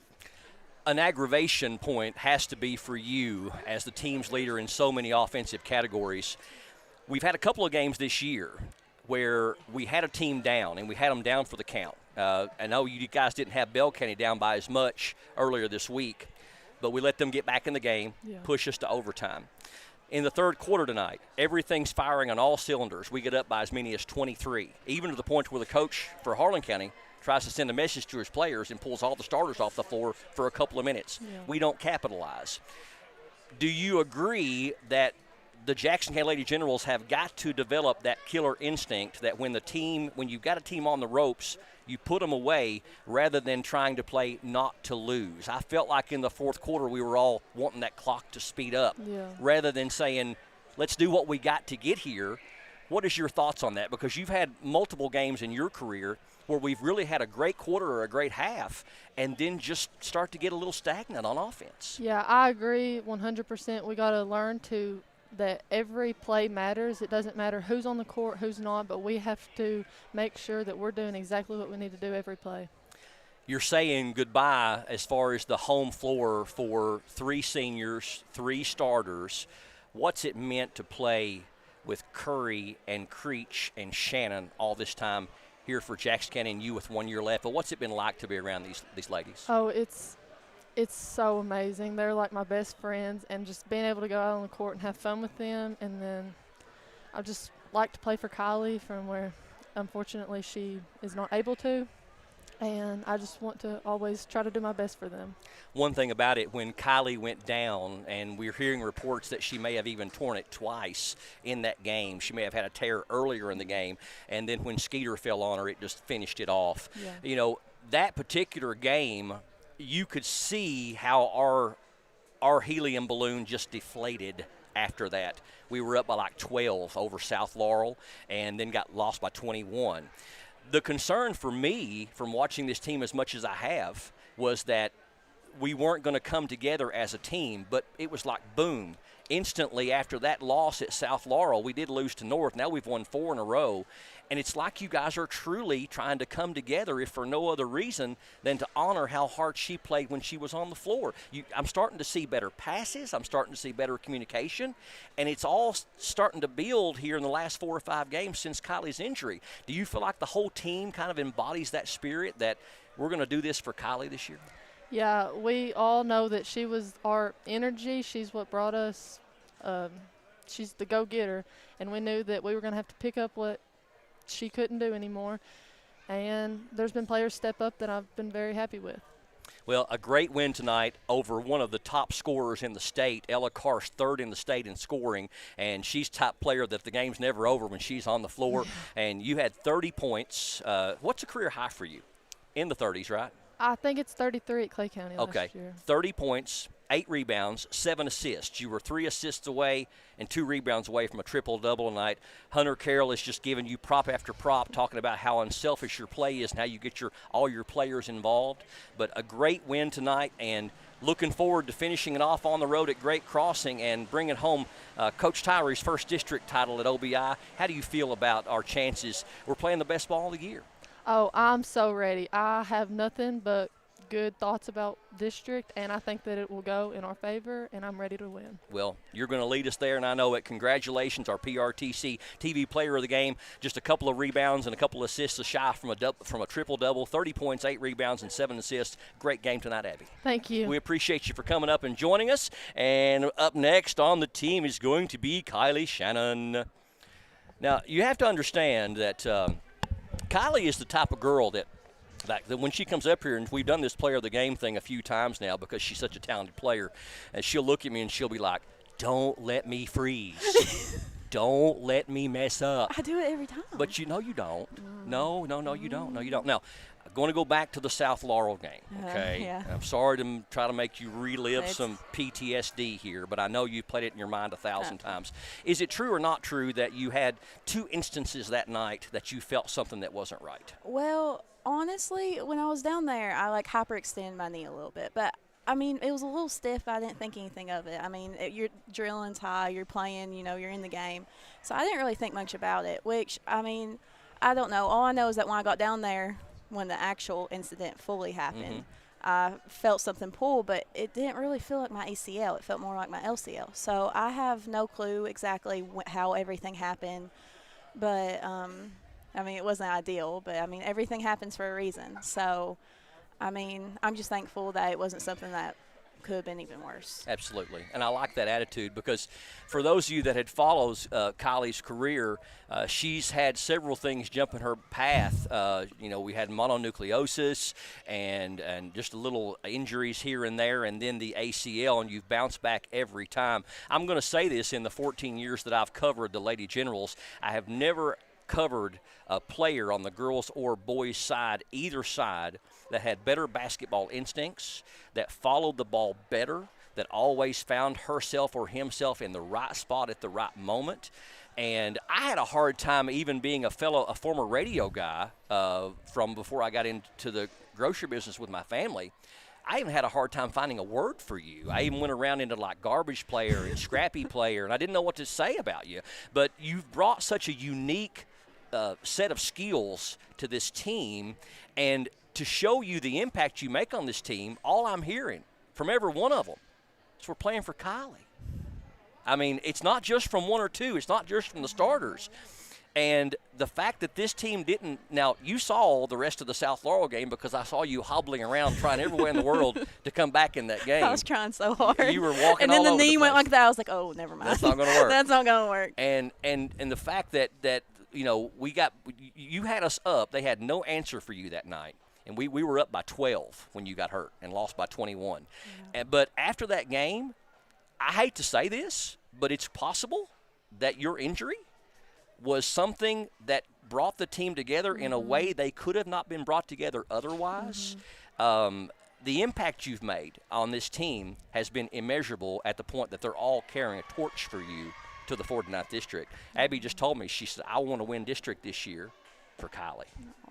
So talk to us about the final time. I know it's surreal. It's not going to sink in for a bit. But what's it meant to you, the camaraderie, the sisterhood, everything that's went in to you playing high school basketball for Jackson County? You build a family. You get so close to these girls, they're basically sisters to you. And, it's sad that everything had to end the way it did, and I might never understand why it did. But I'm thankful that I have a team that has uplifted me and been so encouraging to me during such a hard time in my life. And I'm just so thankful for the team that I've got to play with for years. And, if I had to go out, I'm thankful that I went out the way I did with my team. Very well said. For a girl that's always afraid of freezing up, that was very eloquent of you. And I know you're going to be on the sidelines the whole way, and I know you're going to be rooting these Lady Generals on all the way. But just keep in mind, as we go to Great Crossing next week, and then we go to OBI the week after for the district, every time your teammates look at you, they're going to look at you and say, I'm playing for her. And so you have brought a spirit to this team. Just forget all your statistics. You were a double-double machine and just points and rebounds all the time. And you were the X factor that a lot of teams just didn't know what to do with. Forget all that. But the intangibles that you have brought to this team are going to be a legacy that's going to be left behind, and you're going to be talked about for a long time. So just know that the impact was felt, and it was heavy. And you're a unique basketball player and a unique person. And what better way to close out your senior year than seeing your sisterhood take home that district title? So congratulations on a great career, a great season. I love the way they honored you by putting you on the floor and letting you get that basket. Memories for a lifetime, and we're excited to see where this team can go. You have to admit, they're playing some of the best ball of the season right now. Oh, yeah. I'm so proud of them. They're doing awesome. And you're like a little guardian angel or assistant coach for these bunch. So congratulations on a great career at Jackson County High School, and let's hope this team can take it all the way to the state tournament at the end. Thanks for coming up and talking to us, and thanks for being such a special player. Thank you. We appreciate you, Kylie. Thank you so much, honey. All right, again, the final 80-70. They're turning the lights out in the gym, which means I have talked too long. Kylie, bless her heart, walking up here with a big old brace on her leg all the way up these steps to talk to us, and it means a lot. An emotional night, Hunter Carroll, with senior night and homecoming night and the final home game for a lot of these for these seniors. Pretty surreal and a special night here at Jackson County High School. Yeah, it always is. Emotions are always high with senior night and everything like that. But, thankfully the last time that these Lady Generals were going to step on this floor as a team this season, they were able to come out with the W. And defeat a really good team with a heck of a player on it. Absolutely. Let's run down our final individual and team stats. Here's Hunter. We'll start with Harlan County's individual. You had number 21, Kylie Ruins, with 2 points. Number 23, Paige Phillips, with 2 points. Number 00, Faith Hoskins, with 4 points and 6 rebounds. Number 34, Whitley Teague, with 6 points and 5 rebounds. Number 25, Cheyenne Reimer, with 10 points. And you had number 13, Jaylee Cochran, with 10 points. And then they were led by number 15, Ella Karst, with 36 points and 6 assists. Flip over to the Lady General side, Brian, you had Kylie Shannon with 2 points. Number 14, Ansley Nichols, with 7 points. Number 2, Sammy Creech, with 9 points. Number 52, Jenna Creech, with 9 points. Number 00, Maddie Curry, with 23 points and 6 rebounds. And then they were led by Abby Gilbert with 34 points, 8 rebounds, 7 assists. You jump over to the team stats, Brian. Jackson County shot 17 of 28 for 61% from 2, compared to Harlan County's 22 of 41 for 54% for 2. Harlan County was 5 of 15 for 33% from 3, compared to Jackson County's 10 of 24 for 42%. The Lady Generals were 16 of 18 for 89% from the free throw line, compared to Harlan County's 11 of 12 for 92%. Harlan County had 11 team assists, compared to Jackson County's 18. Jackson County had 29 team rebounds, compared to Harlan County's 25. Harlan County had 13 turnovers, compared to Jackson County's 13 turnovers. All right, high-scoring game, 150 points scored. Abby Gilbert with 34, Maddie Curry with 23, Ella Karst with 36 for Harlan County in the loss. Jackson County improves to 17-9 on the season. They have one game left, and it's I think it's this coming Monday maybe against Great Crossing. Actually, no, it's the 22nd, which will be 1 week from yesterday, next Thursday, against Great Crossing up there at Georgetown, and then the district tournament at OBI. And then Harlan County, as far as their remaining schedule, they will take on Lynn Camp on the 20th, and then North Laurel at home on the 22nd. So that'll be Tuesday and Thursday next week for Harlan County before they open up 52nd District play. Again, the final, Jackson County 80 and Harlan County 70 for TJ Isaacs, Justin Lakes, Mark Solfridge, Hunter Carroll. My name's Brian Murray, saying so long, good night, and God bless you. Thank you for joining us for another presentation of high school sports on PRTC TV.